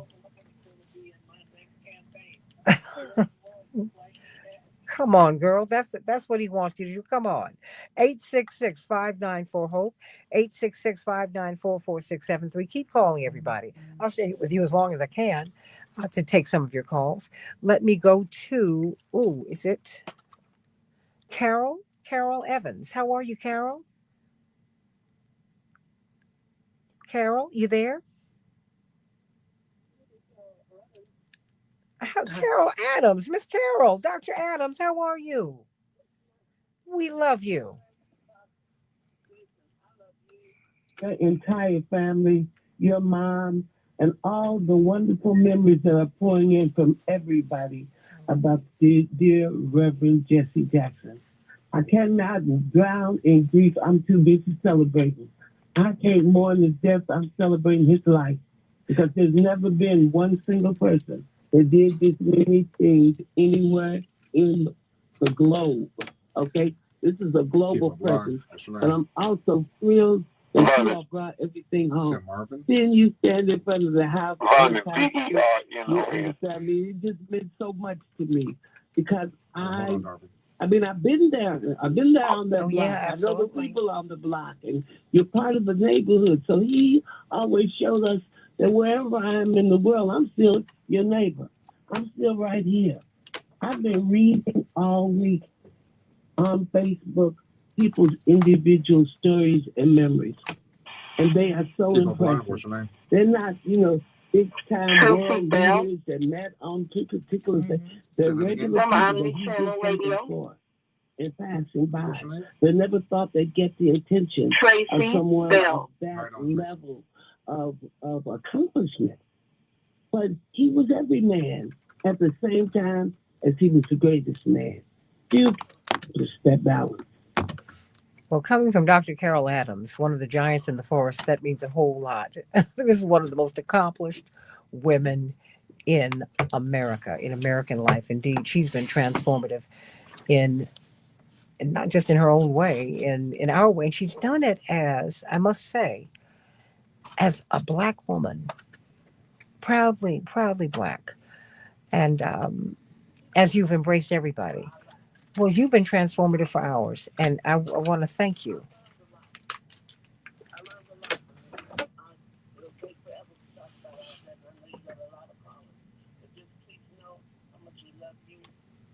Is an important voice in this city and in this world, Santita.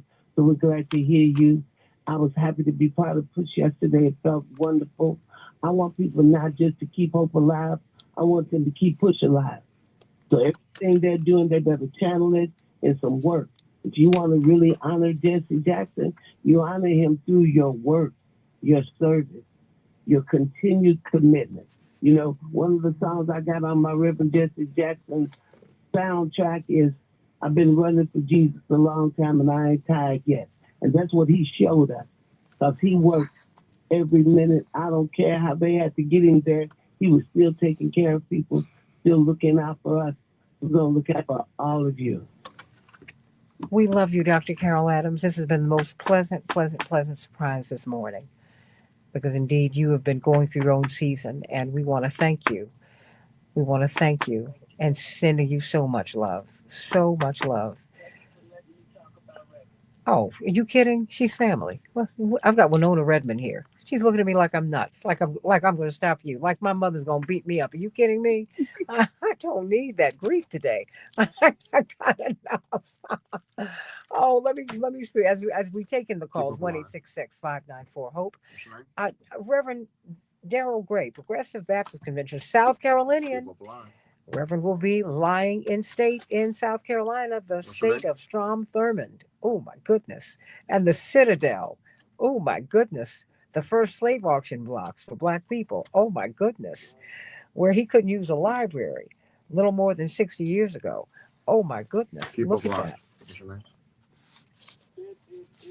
It is fitting that Reverend goes back to South Carolina and goes back home. I mean, any biography that you read about Reverend, it is going to talk about Greenville, South Carolina. It's going to talk about the fact that, Reverend lived through segregation. He understood segregation. He understood going to the blacks in area books. He understood separate, but he understood separate and unequal. He understood all of that. And so it is fitting that he goes back home. I mean, listen, that's my first experience with Reverend in South Carolina. And so I'm glad that he's going to be there. I understand that Chicago and Illinois have claimed him, but he's always going to be a South Carolina native. Oh my goodness. Absolutely. Absolutely. And your brother Kevin. Well, he met him at the gate. They were trying to figure out the next move. Indeed. Yes. That was the thing. There are a lot of young activists out of South Carolina that are activists because of Reverend Jackson. My brother Kevin, well, you know how much Reverend loved Kevin, and you know how much Kevin loved Reverend, and I told him it was a love-hate relationship. But I brought, and it's funny, I told Kevin years ago, I was working with Reverend Jackson first, when I was a student at Benedict College. And I introduced Kevin to Reverend Jackson, and then Kevin ended up becoming the Reverend Jackson's golden boy. That was baby brother there. And I didn't harbor any sibling rivalry. I was okay with it. But the work that Reverend did, his work on black college campuses and college campuses throughout the country, the things that people don't know, the careers that Reverend created, he molded, he shaped us.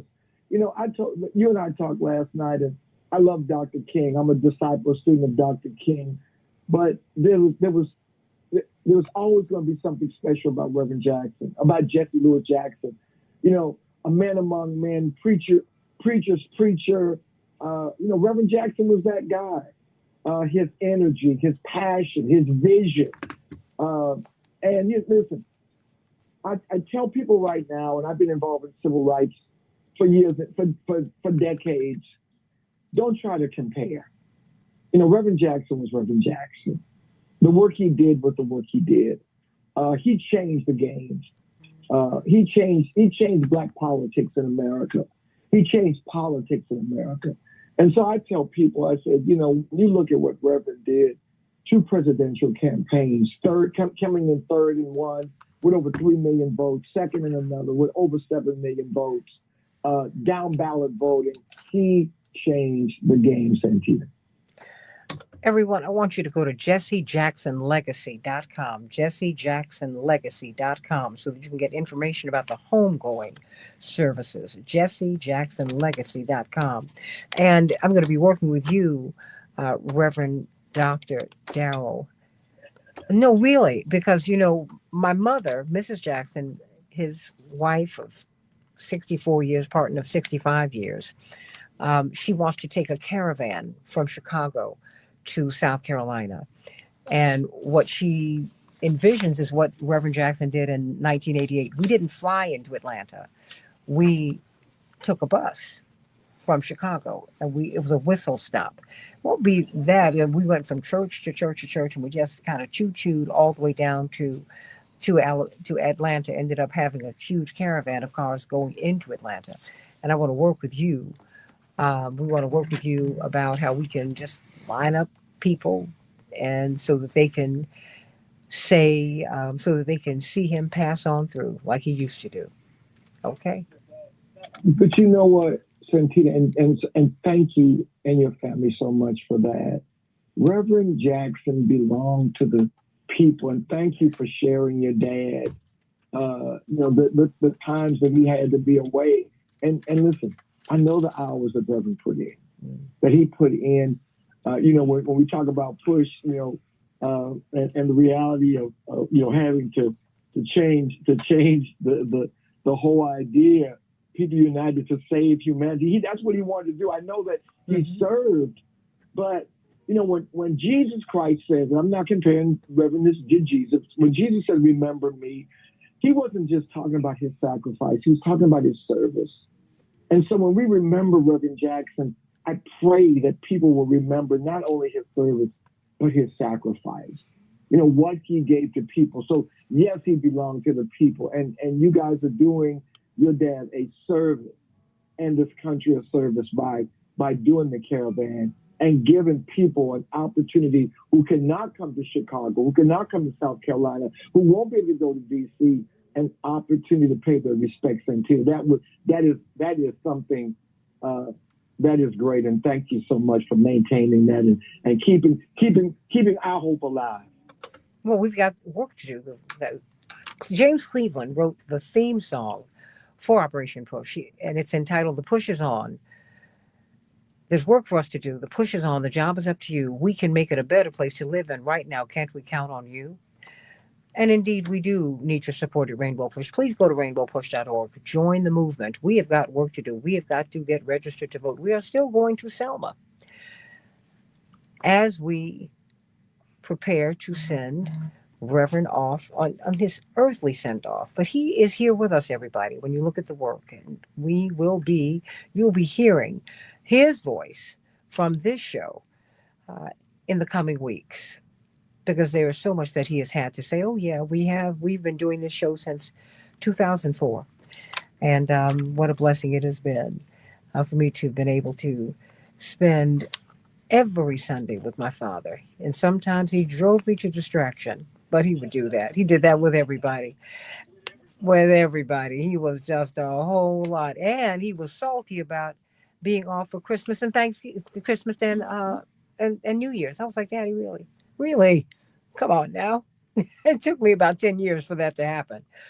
Oh.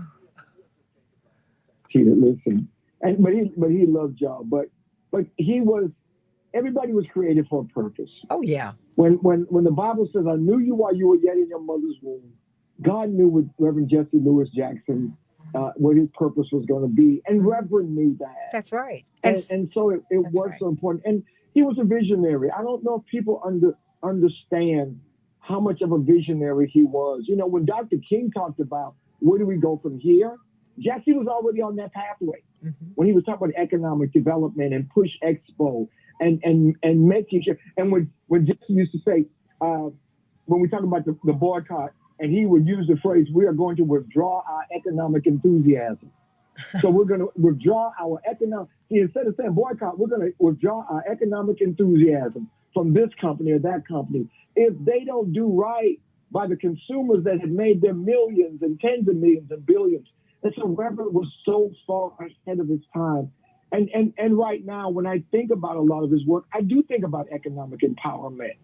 And so I'm glad to hear you and Yusef and Jesse Jr. and Jonathan talk about continuing that legacy. The Bible said that there are three things that are permanent: faith, hope, and love. And the greatest of these is love. But we talk about hope. We've got to make sure that hope abides. And I believe, honestly, Santita, that can only be done through Rainbow Push. I love the other organizations. I think that all the other great civil rights leaders, they're doing great work right now. But there is a special place for Rainbow Push, particularly as we talk about economic empowerment, economic development, economic wealth, generational wealth. Please, I know you're committed to it. I believe your brothers are committed to it. But I don't believe that anybody else can do it. Well, stay right there. Well, I'm going to stay with you all just a little bit after the top of the hour, but the fact is we are a religious organization. We are grounded. It is scriptural. Our other organizations are secular, and that is great. But you got to have something that's grounded in God's word and God's works. We come to comfort the disturbed, to disturb the comfortable, and to comfort the disturbed. That's what we do. Closing thoughts on Keep Up Alive with Reverend Jesse Jackson. Please go to jessejacksonlegacy.com so you can get some information about the homegoing services. Back in just a minute. Is it possible for me to make a Coming comment? up, we'll have closing thoughts from Reverend Jesse Jackson right here. What Carol said. If you don't mind, let me just get off the air because I'm going to be here for a hot second with these people because I want to get the stay with me a hot second. Jeremy's running, but what I want to do is I want to grab some of these other callers. Jeremy, can you let them know? Jeremy, does he not have those beautiful head of hair? Look at this. His hair. Honey, and I never know what he's going to be doing, but it is so beautiful. Oh my gosh. Nice everybody, hair. Look at Jeremy. No, I'm gonna get my hair braided. No, he doesn't need to. You can just wear it like that. Is that just natural? Yes. He should. Yeah, his name is Geiger, honey. Yes. Please. Yeah, please. This woman got so upset was I think I was seeing some clip about my father, and he was talking about, his background, and they said, he should be colored, he should be mixed race. I said, wait a minute, in America, that's not what we do. We have the one drop rule. And the one drop rule, quite frankly, worked to our advantage because everyone from Thurgood Marshall to Adam Clayton Powell to Andrew Young to Jesse Jackson and people on that side of the spectrum to someone who was blue. We were in the same pot. What did Louis Armstrong sing? Why am I so black and blue? Yeah. Mm-hmm. So let's, get out of here.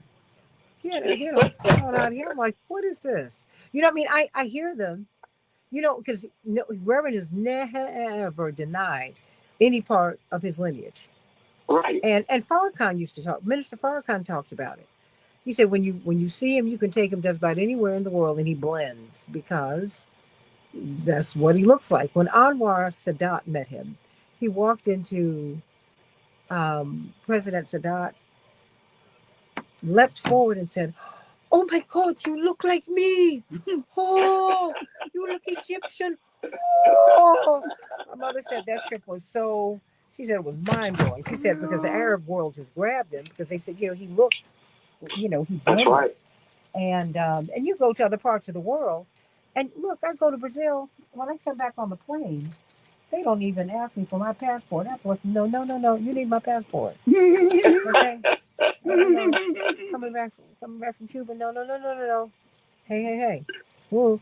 And you have, because more You black blend people, in. you do too.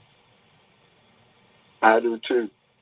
Okay, more black people were sent to South and Central America than were brought to the United States. That's So you right. see every iteration of you. Well, Okay. Rio de Janeiro, You know, his that hair is was where all fine Brazil right is where now. many of the blacks Yeah. dropped off. They were Yeah, dropped them off originally. yes. That's how my mother told me to watch it. She said, your stuff's gonna thin out like your daddy. I said, thank you, Mom. He said, yeah, that's what happens. Because you have nothing. It just thins out. So but we're gonna listen, yeah. but hold on, because how much time Go am I ahead. gonna have? About a minute? Not even that. Okay. You're going to have like seconds. How many? 10? Because I thought we had 4 minutes and we were gonna. Okay, Yeah, we did. let's see. We didn't come out to like 53. Oh wow. So I got about a minute, maybe. You got about 30 seconds. It's perfectly okay. You do whatever you need to do. Oh, look, God is good. I can tell you that right now. And God has smiled on us. Yes. People ask me, are you gonna go into work today? I said, of course I am. My father went and spoke the day after his mother died. And his heart was smashed to 25 bits. seconds. But he said, That's how you honor him. That's how you honor. I mean, even when he was diagnosed, he didn't stop working. Remember, he went down to Georgia and attended the court hearing for the guys that killed him. Of course. Coming up in 15 seconds. Okay, hold on. I'm coming up.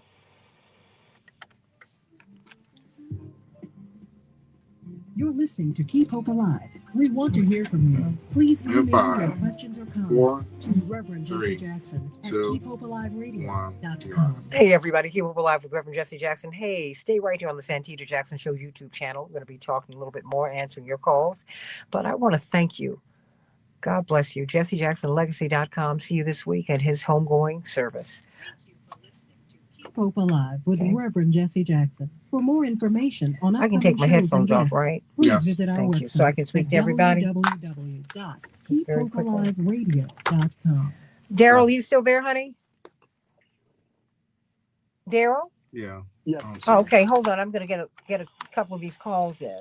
Well, you were Winona is a very dear friend, and more than that, she's been big in corporate America, and she's been doing so much in terms of he is head of social justice project at Progressive Baptist. You need to talk to him.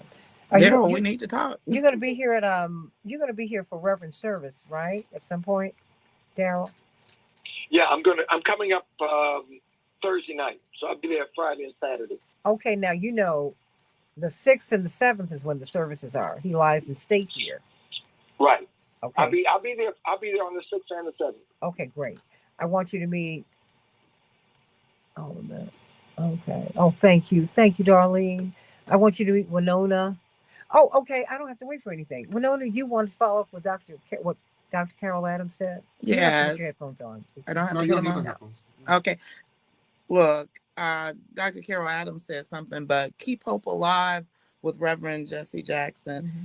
It is, it's heartbreaking times right now, but I'm so happy because keep hope alive with Reverend Jesse Jackson.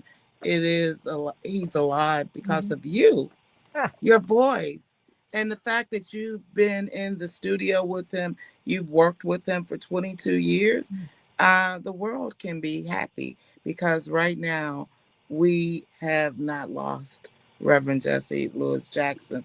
The fact that you were his proud firstborn, and you've been with him, you've been his voice, it continues. And we are so blessed that it continues. And you've got 22 years, but you've got a lifetime of everything that he's poured in. And look at the beautiful voice. I know you can sing, but everything that you've done today, We know that Reverend deserves his rest and his reward, because as the Bible said, what he's done for the least of these, the greatest thing we knew about him was his heart, for prisoners. I mean, going to Christmas to the prisons, but going all over the world, his heart was huge. I saw him feed the hungry. I saw when he wanted to do everything for children. So the education, the voting, the legacy that lives on.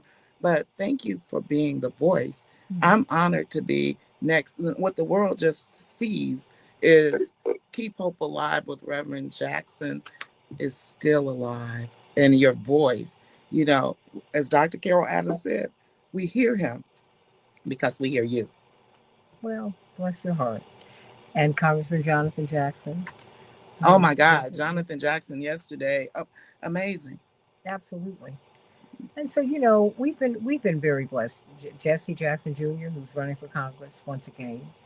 My sister Jackie, who's very, very private, but Dr. Jackson is global education policy. And Yusuf and your mom. Oh boy. Oh my God, your mom is my shero. We've been very blessed. We've been very blessed. My father has another child, Ashley, who's done quite well, and everybody's been very blessed. And we've got lots and lots, and I think of Greg Mathis.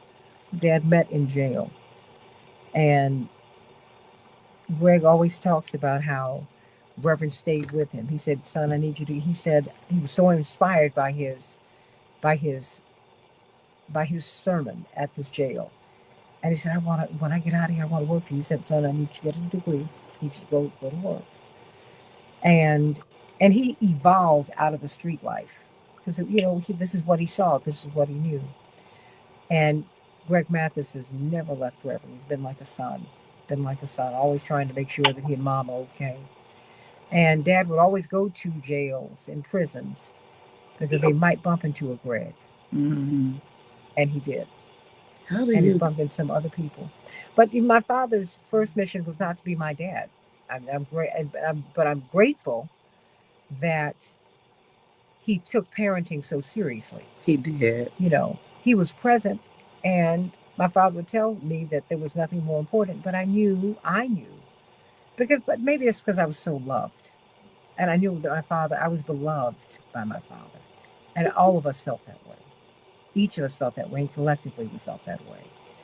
He was very, very firm about us getting home for the holidays. Very, very firm. And maybe because he was under the threat of death every day, we took every moment very seriously because we knew that we might not have another. And so, my heart is broken today, but I also know that my father did not like being in this bed. He told my mother, "I'm sick of this bed now." I said, "Uh-oh, he's about to go." He liked living. And my mother said, and you could be very clear, he didn't want to be dead. He wanted to. I said, "Thank you, Mom." She said, "Oh yeah, he wanted to live."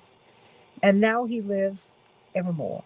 I've never seen anyone go to the light and want to turn around and come back. They all, when they come back from these NDEs, they all say, "Ooh, I didn't want to come back, but the Lord told me I wasn't done." Well, the Lord said, "Well done." Well done. Well done. I said, "Now come on." And now he's plotting to do something else with Kevin, your brother. That's right. And with listen, but the reality was, and you're right, Santita. You said, "Be faithful over. You've been faithful over a few things. I'll make you rule over many." Oh, yeah. And indeed, Reverend was faithful. You mentioned something earlier too about the organization being a religious-based, religious-centered, spiritual-centered, but it's also family-centered. Yeah. And I think that's important. I mean, I remember Willie Barrow, the Tyrone Crider. I remember Lucille. So many, and this was family. Mm-hmm. Reverend Jackson made sure that the movement was family. I talked to people all across this country. I've been talking to people down in Atlanta, and that's all the civil rights workers of Reverend's time, of Abernathy's time, of King's time, of Andy's time, and John Lewis's time, and those, and they all talk about it. They call them country. Fred Taylor used to call them country, and because it's family, we know those of us who work with your dad, we know how much he loved his family. And as I said earlier, yes, it was a sacrifice. It was a sacrifice for y'all. It was a sacrifice for him. And he looked forward to being with his family. And so people need to know that part about him. They know the presidential election. They know the freedom medal that he received from Clinton. They know about his world travels, his fight against apartheid, his work with Black Lives Matter. They know all of that, but they need to know how he was a human being. I believe he was a great husband, a great father, a great son, a great friend. And people need to know that part of Jesse Jackson. I appreciate that because that is true. And, I was watching some commentary after we were in San Francisco during the convention, and there was a round table. Bill Curtis, I believe, was a part of it because he'd gone on to national news from Chicago. And there were other reporters there, and they said, it was something that touched me. They said, he loves his family. Yes, and they said he visibly relaxes when his children and wife come around. You see him. Yeah. And, but we've been, look, we've been blessed and we are family. He and Kevin would go rounds, but Kevin, just before Kevin passed, he was trying to come to Chicago because he wanted to look in on him and he was going to be staying with us for a few weeks. Yeah. And so, but stay right here because I want to get the last of these callers in. Tracy. Okay. Tracy, what's on your mind, sweetie? Good morning, Santita. How are you? I'm hanging in here. I'm actually doing well. God is good. You all your prayers are getting us through. Thank you so much. Thank you for taking the call. Good morning, Winona. Good morning. So, Santita, the one of the aspects that I wanted to talk about, Reverend, is the economic empowerment, because a lot of corporate America, a large part of corporate America in this DEI issue was because of Reverend Jackson. A lot of those jobs were six-figure jobs. A lot of those people came to prominence because of the work he did, and specifically in Chicago, the Walgreens Corporation, as you know, Walgreens is in every major city and town across this country.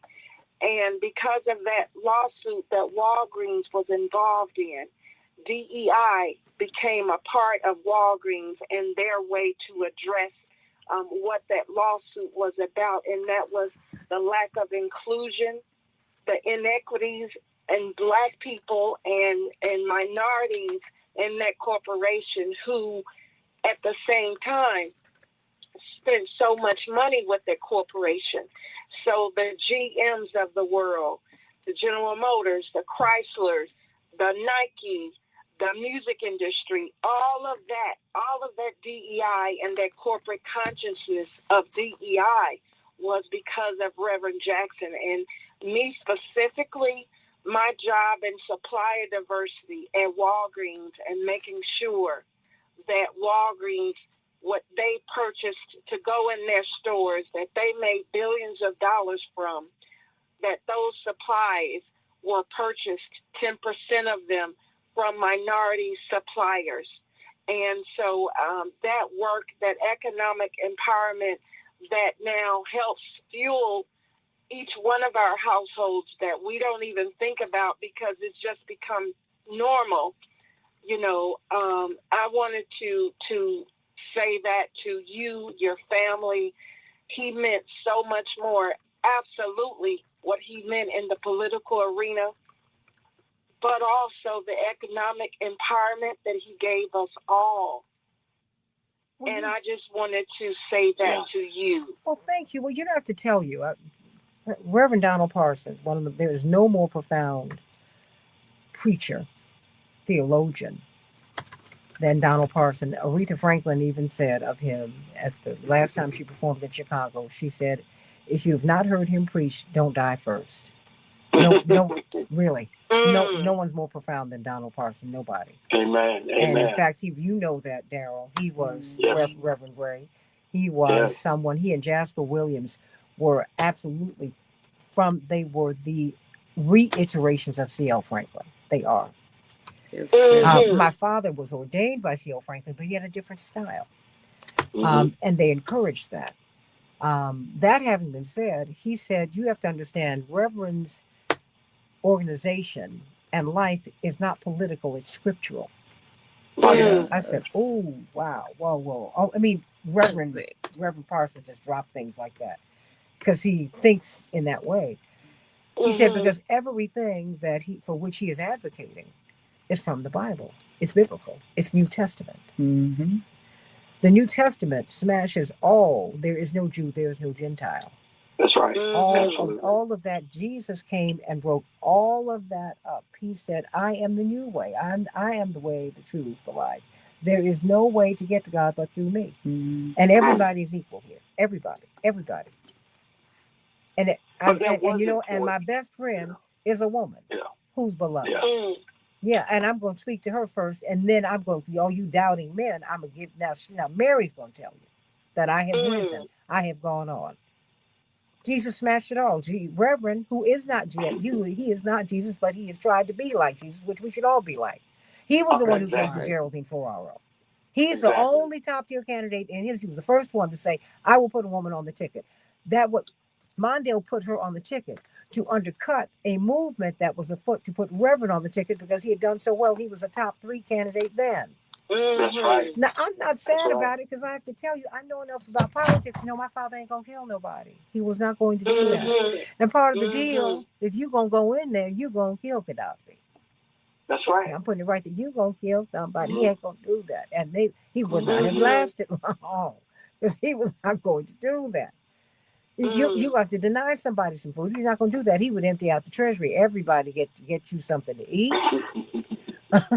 Everybody, you're gonna have some heat. Yeah, he did. He changed the game, Santita. He really did. That's right. And you know what? I wanted to get beyond phenotype. Get to philosophy. Yes. Right. I'm glad you got Black people in office. That's lovely. But the philosophy is progressive politics. It's what Dr. King was fighting for. It's the beloved community. In the beloved community, there is no more hunger. There is no floor beneath which anyone can fall. Everybody has decent housing, food, clothing, shelter, equal access to equal high quality education and health care. It's not a privilege, it's a right. Correct. Now, if you want, Reverend Parsons said now it's not enough to remember Jesse Jackson, resemble him. Absolutely. And that's why the legacy has to be continued through the organization, through the children, through the family, through the extended family. Because if we're talking about keeping hope alive, then we're talking about we hope that America can become its better self, and that's what Reverend sacrificed for. It's not enough to say he lived for that; he sacrificed for that, and so that's why it's so important for us to keep that alive, that hope alive. And we're going to do that. We're going to do that through his family. We're going to do that through his organization. We're going to do that through his work. And we are all going to strive to be like that Reverend Jesse Louis Jackson. And he was an extension. Push was always an extension of the church. And my church, other churches, created our outreach ministries based upon the example of Push. Rainbow Push. And so we must continue to do that. We're going to do it through the Progressive National Baptist Convention. I know he showed up at the Democratic National Convention in 24, but last year, Reverend's public appearance was at the Progressive National Baptist Convention in Chicago, where he received the President's Award from our president, Reverend Dr. David Peoples. And so he is a son of the movement. He is a son of Progressive Baptist Convention. I would say he's the founder of progressive politics. Not the son of progressive politics, but the founder of progressive politics. We need to keep that alive. We need to keep that going. We're going to do it, Santita, through you and your family, through your brothers, through the organization, through this radio program. That's our commitment to Reverend Jackson's life and his legacy. Let me tell you something. This is about spirit, not about blood. My father did not hand off a baton to us. No one handed the baton off to him. The baton fell, and Reverend ran and picked it up. Now, we're going to do everything that we can, but we don't do inherited politics. My mother rails against that. No. This is not the Jackson Coalition. This is the Rainbow Push Coalition. Amen. This is for everybody. Reverend was not trying to build something, so my children can. No. That's not what this is about. This is about your children getting involved, your child heading the organization, your child doing the work. That's what this is about. Yes. Do I carry a lot of history? Yes. Will I be sharing it? Absolutely, I will. But that's not for me. It's for you. You know what? I want to let you know about being in the car with our parents as we were riding into the arena in Atlanta. My father packing us in the back of that car, all 5 grown children in a car with 4 people. Oh my gosh. But he said, I want to talk with you, because these cameras were everywhere all the time, even in the tunnel. And he said, before you get out of this car, I want you to know you all going to introduce your mother and I tonight. And by the time we leave, we're probably going to be the most famous Black family in America, if not the world. He said, but this is not for you. This is for some nameless, faceless child who didn't have a daddy like me. Mm-hmm. This is for Mrs. Parks, right, in the car who was just behind us. This is for your great-grandmama. She was going into dementia, and she couldn't read or write. She almost didn't vote for him because she didn't want the world to see that she couldn't read her own name, and she could not sign an X. Wow. We had to beg Grandma Tibby, who you knew, to go, because the press were outside, but she would have to publicly acknowledge that she couldn't read or write. She did not hold a pen. And I can tell you, he said, this is for the nameless, faceless people. It's for these kids over in Gaza. It's for these in Soweto. This is for these kids in Northern Ireland. This is for Inglewood. This is for Compton. This is for... He said, so don't get it twisted. We have become, in a generation, what people fight all their lives to be. They might not ever get here. But if they see us tonight, they'll see a family. They'll see a mama and a daddy with their children. Okay. That's what they're going to see. They're going to see us together. That is so profound. Oh, yeah. No, and then he let us out the car, and I was like, I hope my skirt's not wrinkled. Because it was a fabulous outfit. But I was still, but you know, Santita. No, but Santita. And only Santita would remember that moment. Because that, to me, that was the moment for me. Yes. That was but it. You had a lot of moments. Well, but you know, Santita, yes. Jonathan, Congressman Jonathan and soon to be Congressman Jesse Jr. We'll see. Has told all these wonderful recounts and all of the positions of political and every kind of empowerment of your family for years, and on the Ramoski Love Show. So we would love to hear you share some of those stories and with the world. But I'll definitely double back with you. And hopefully after next week, I know next week is going to be a busy time. Mm-hmm. It's a busy time. Sometime after, next week we can schedule you to get on me in the morning with Ramonski. Oh, I love Ramonski. We love Ramonski, and tell him to call us because we need you all to be a part. Okay. Absolutely. I'll call you after this afternoon. Do that. Okay. Because, everybody, it is all good. Our father has had a triumphant life. Yes, he has. I've got to tell you, yes, do I have a broken heart? Yeah. But, and there are times when I catch myself and I cry. But I also, when I think about God, I thank God. When I think about all the years that God gave him, I thank God. When I think about the strength, I thank God. I saw a clip last night from CNN. My father just turned 50. He didn't look like he was 35. And the interviewer said, wow.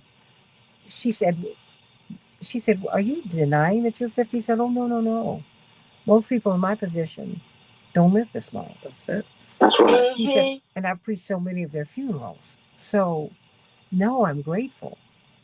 And I'm grateful that God eased him on down the road. He didn't snatch him from us. But if he had been snatched from us, I would have said, "It is your will. Thy will be done, not my will be done."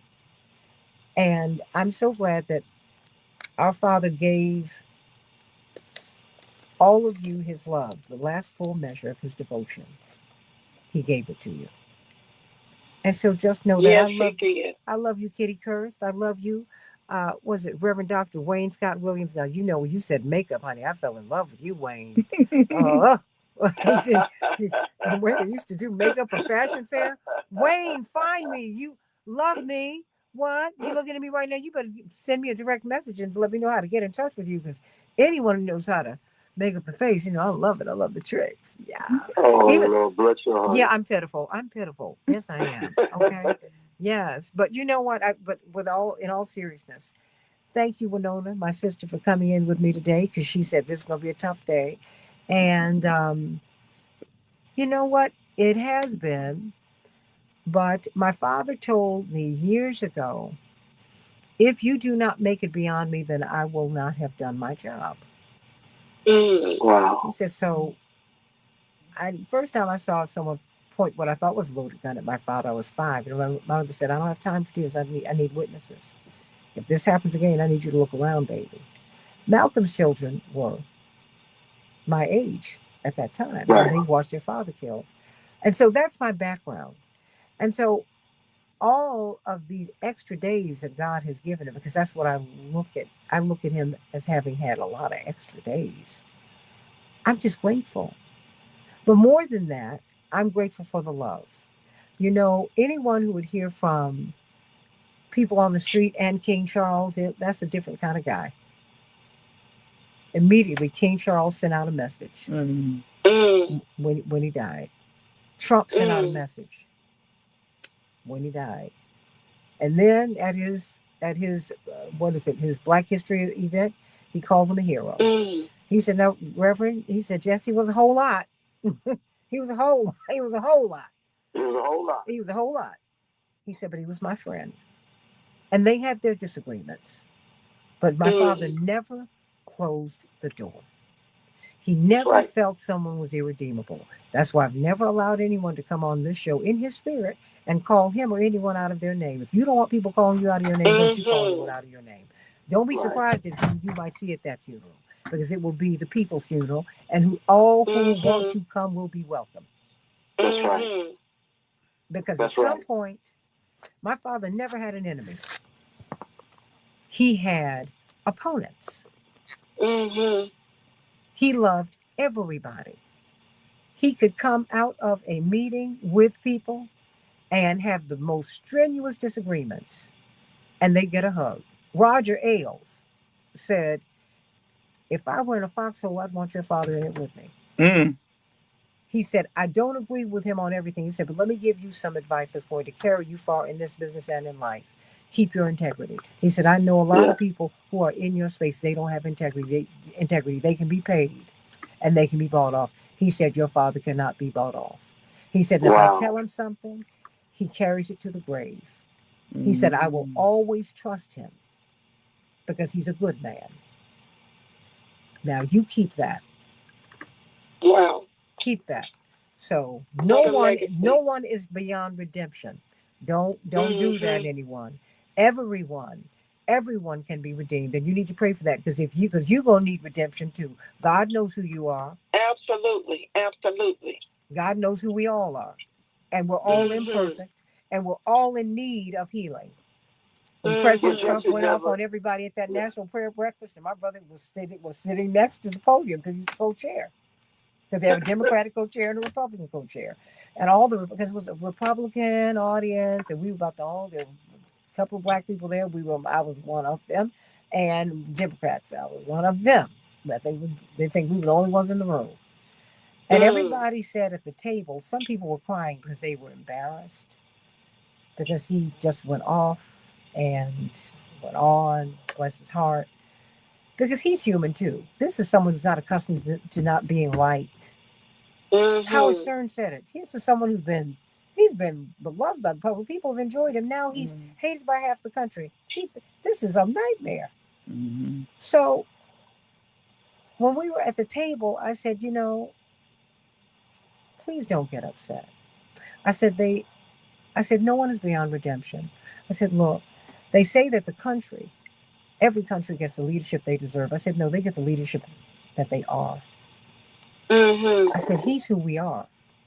He's who we are. I said, so all of the hubris, I said all of the hubris, the excessive pride and arrogance, and the blowing yourself up, which is America does, because with American exceptionalism, and I said all the things that you see in him, that's who we are. So now pray for him, as my brother said, pray for him, and work on yourself. Don't get more upset with him. At the end of the day, that's all we can do. We have to look inward and we have to recognize. And I think that what you just said is so profound, but you said so many profound things this morning. Is what you're actually helping me with my sermon for this morning, Santita. Reverend, listen, I've been knowing your father most of my life, and I consider him a good friend. And I don't believe that he sought the pedestals that some may think. And I believe that he did the work. He received the honors, the accolades, the awards because he did the work. Yeah. And we have to continue, as you said, to do the work. My family of activists came as a result of watching your family headed by an activist. And so you're absolutely right. And when Reverend said, he said, if I believe what I conceive, then I can achieve. It's the same as saying, if I see it, I can be it. Absolutely. I am who I am. I'm a preacher. I'm a pastor. I'm an activist. I consider myself a theologian every now and then because I was able to see it through people like Reverend Jackson. And I'm praying that my family, my children, grandchildren, will be able to see it through me as I saw it through Reverend. Well, we do. And we've seen it iterated and reiterated in your family over and over again. Great freedom fighters, there was no one closer in this world to me than your brother, who I loved him with my whole heart. And he had a pure heart. Yeah. And he walked out of the 84 campaign, Tracy. And Daryl, you know this. He said, we're going to win this state. He said, now we won. He said, we're going to take the teeth out of South Carolina. We're going to take South Carolina. And he did, because they took it, but it was a squeaker. Yeah. He said, no, we're going to have a convincing win. And they won by, that's why, and after 88, because of his brother's work, because he started registering people to vote the day after the primary. And he said, what we're going to do, he said, because he understood the system, because he was a system guy. Yeah. He studied. He was a brilliant guy. And he said, what we're going to do is do a reset, and this will be the Black primary. And no one will be able to get the nomination unless they go through the Black primary in South Carolina. Wow. That's his brother. Wow. That's his brother. Oh, no. Kevin loved your father. Kevin loved your father. And he loved your father. He loved him. And plus, mighty man of Omega. I love Omega men. Don't make me start barking on. Come on. I'm Delta. I tell you, I love Omega. Rev was a big Omega. He's a big Omega. But did you know? Historic. But he would know this. I just found out that my father's the only Omega outside of the founders who almost became Grand Basileus as an undergrad. As an undergrad, yeah. He was second vice. He represented all of the undergraduates. That's right. And they were pushing him to run for Grand. I did not know that. And he had the backup. He could have done it. But I'm glad he did. I am glad he chose a different road. But listen, when I say he was a preacher's preacher, he was also an Omega's Omega. Yes, he was. They've been honoring him well. And him and Kevin was an Omega. But I want to say this, Santita, because I don't want to leave without it. My mother, when Reverend Jackson couldn't come to Kevin's funeral, but your mother came and you came, of course, and represented the family, that solidified our love, our family's love for your family. Because you didn't have to do it. You sang at the funeral. You sang at the funeral. And your mom was there. And my mother, and God bless her soul, she passed away less than a year ago. And y'all sent a resolution to the church from my mom.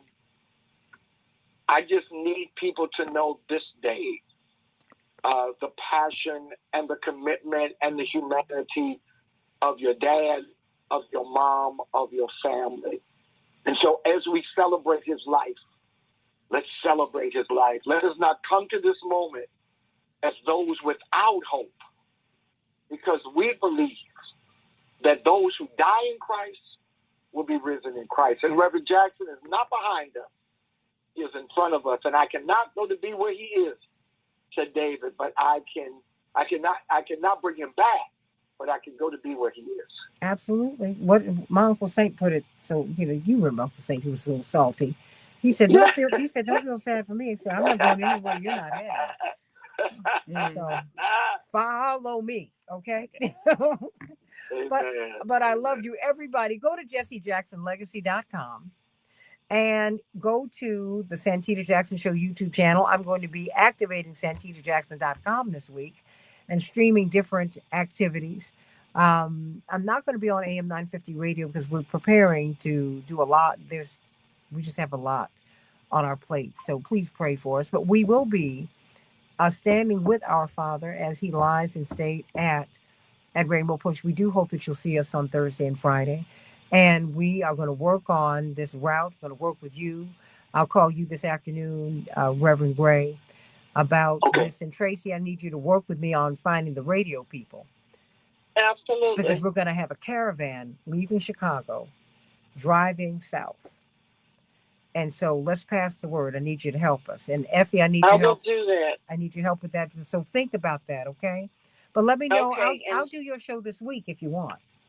Yeah, absolutely. And Sasha is on air now. So I'll definitely I'll call you after everything, and Winona, I'll double back with you also, but I'll start pulling the radio folks together. Okay, yeah, because we want to make it a people celebration. Everybody's not going to be able to see it. Absolutely. But what we can do is get to drive down. Then we're going to drive him down.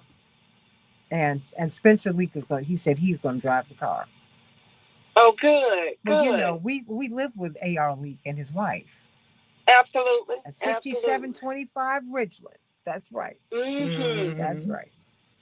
So we've been blessed. God has been so good to us. And so just thank you. God bless you all. You know that we watched you on air when you all had the press conference last week, and so many people, Santita, from across this country called to throw their arms around your mother and you all, and what a wonderful legacy that he has left in you all, and the way you represented what he has represented. It was just wonderful to see. And it was evident of your mother and your dad and the work he put in guidance and leadership and love that they instill in you and your brothers and sister. Well, thank you. God bless you all. God bless you. As my father said to my brothers, he said, well, I think I chose right. I love you all. I got to let Jeremy go. But Jeremy, say goodbye to everybody with your beautiful head of hair. Bye. Take it easy. That's my technical producer. Have a great Sunday. I love you. I'm going to call Tracy. Call me later. I'll be available after 3. Okay. And because I've got to do some moving, I've got to get some things out because I've got my my college room. I've got about 5 or 6 of my best girlfriends called me. They said we're coming, and they were just going to come, and I said, well, I can't just let you all come. And my place looks crazy because I've got storage stuff. Because I moved out of my place so my parents could move into my place because it's complete open concept. So my father could be in the wheelchair. But I'm not going back. And I don't know where I'm going to live next. But the place I got, although it's a large place, it's not as large as the place I had. So I've got to take some things to storage today. And that's what I'm going to do. So I'm sending you much love because because after Tuesday I'm kind of out. I might, in fact, I might have to go somewhere on Monday night. So we'll see. But call me later because I'll definitely do your show. Okay. I'll call you this afternoon. Okay, absolutely. And I we love hear you, Daryl. him through you. I love you too. We hear him through you. I love you. I love you, Daryl. Daryl, Reverend Gray. Love you more. Okay, I'm gonna see you. I'll talk with you later on. Yes, I'll give you a call. Yes, ma'am. Because we got to organize this caravan. Okay, T Fox is gonna work with us on this too. Okay. And so is Winona. Yes. Thank you. All right. Love you all. Bye-bye. Love you both. I love you all. Thank you for being with us this morning, and thank you for your prayers. Hey, Patty Henley, I just love you. Can't wait to see you. And thank you. Just thank you for your support today. Your love and your prayers got me through a day that I never, ever, ever, ever wanted to have this day. But that's okay. Because, God is so good. My father got into a refrain on a speech at one of the Baptist conventions. And he said, when I think, I thank. And when I think about the goodness of God, I thank God. I thank God for having had a father who loved me so. Loved me so. It kept me. It kept me. It kept me. It kept me. It kept me. And it will always keep me. Because now that I don't have him, he's always been in my heart, but now he's my whole heart. Yes. He's that. And he deserves it. He deserves it all. Just the sweetest, sweetest, sweetest man. On my worst days, he made me feel like I was the best thing that ever happened to him. Never made me feel like I was an inconvenience. And I was an oops baby. What did my father say? I was the maid of honor. I was the guest of honor at their wedding. But that was all right. It always made me feel like, oh no, everything was great. This was great. And they had no money. They had no place to live. But he said this was the greatest thing. He said when you were born, he used to call me every year and tell me about while he was playing football. He took my mother to the hospital, and then he went and played football with some friends, and someone told him your baby was born. He said, I ran to that hospital. I saw you, and I was like, I said, didn't you want a boy? I didn't. Well, no, someone said that. Not me, because I know it was me, so I know he was happy. He said, I had my baby. What? That was it. So he's at rest, everybody. He's at rest. He's at rest. And we want to see you. Go to jessejacksonlegacy.com and call us at Rainbow Push. On Thursday and Friday we will be there, and we're going to be there. We're going to be there. We'll be standing there with him, greeting and hugging you. And thank you so much. I love you. I love you, Winona. I love you more. Thank you. Thank you. She was coming in to make sure that I didn't fall apart today. This is Reverend Jackson here. I'm just so grateful that we have. I'm not him. You are such a voice and legacy. So we are happy and praying for you. Well, I thank you. You're doing well. I have to thank my mother. Oh, yes. Because as he said, he chose well. Had it not been for my mother we could have had needy, greedy children. She didn't have that because she is an organizer, because they were on the same page. He didn't have to worry about a thing. As he said, I didn't write a check. He said, I don't even know what that, I don't know what's in the bank account. It's your mother. Everything is for her. And that's it. And so, thank you. Thank you. I love you all, everybody. Love you, love you, love you. Thank you, Padronia. May God bless you. And you know what, Nick? I think that we all have profound lives. We just have to understand what we're doing. We all have profound lives. We really, really do.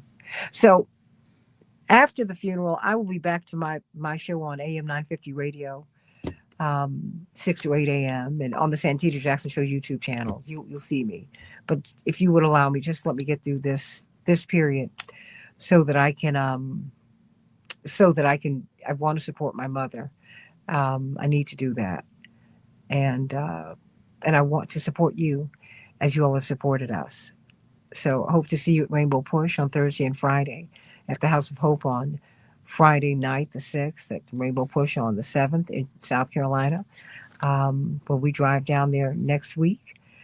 I love you, everybody. May God bless you real, real good. And thank you for all of your love. God bless you. And always remember to keep hope alive.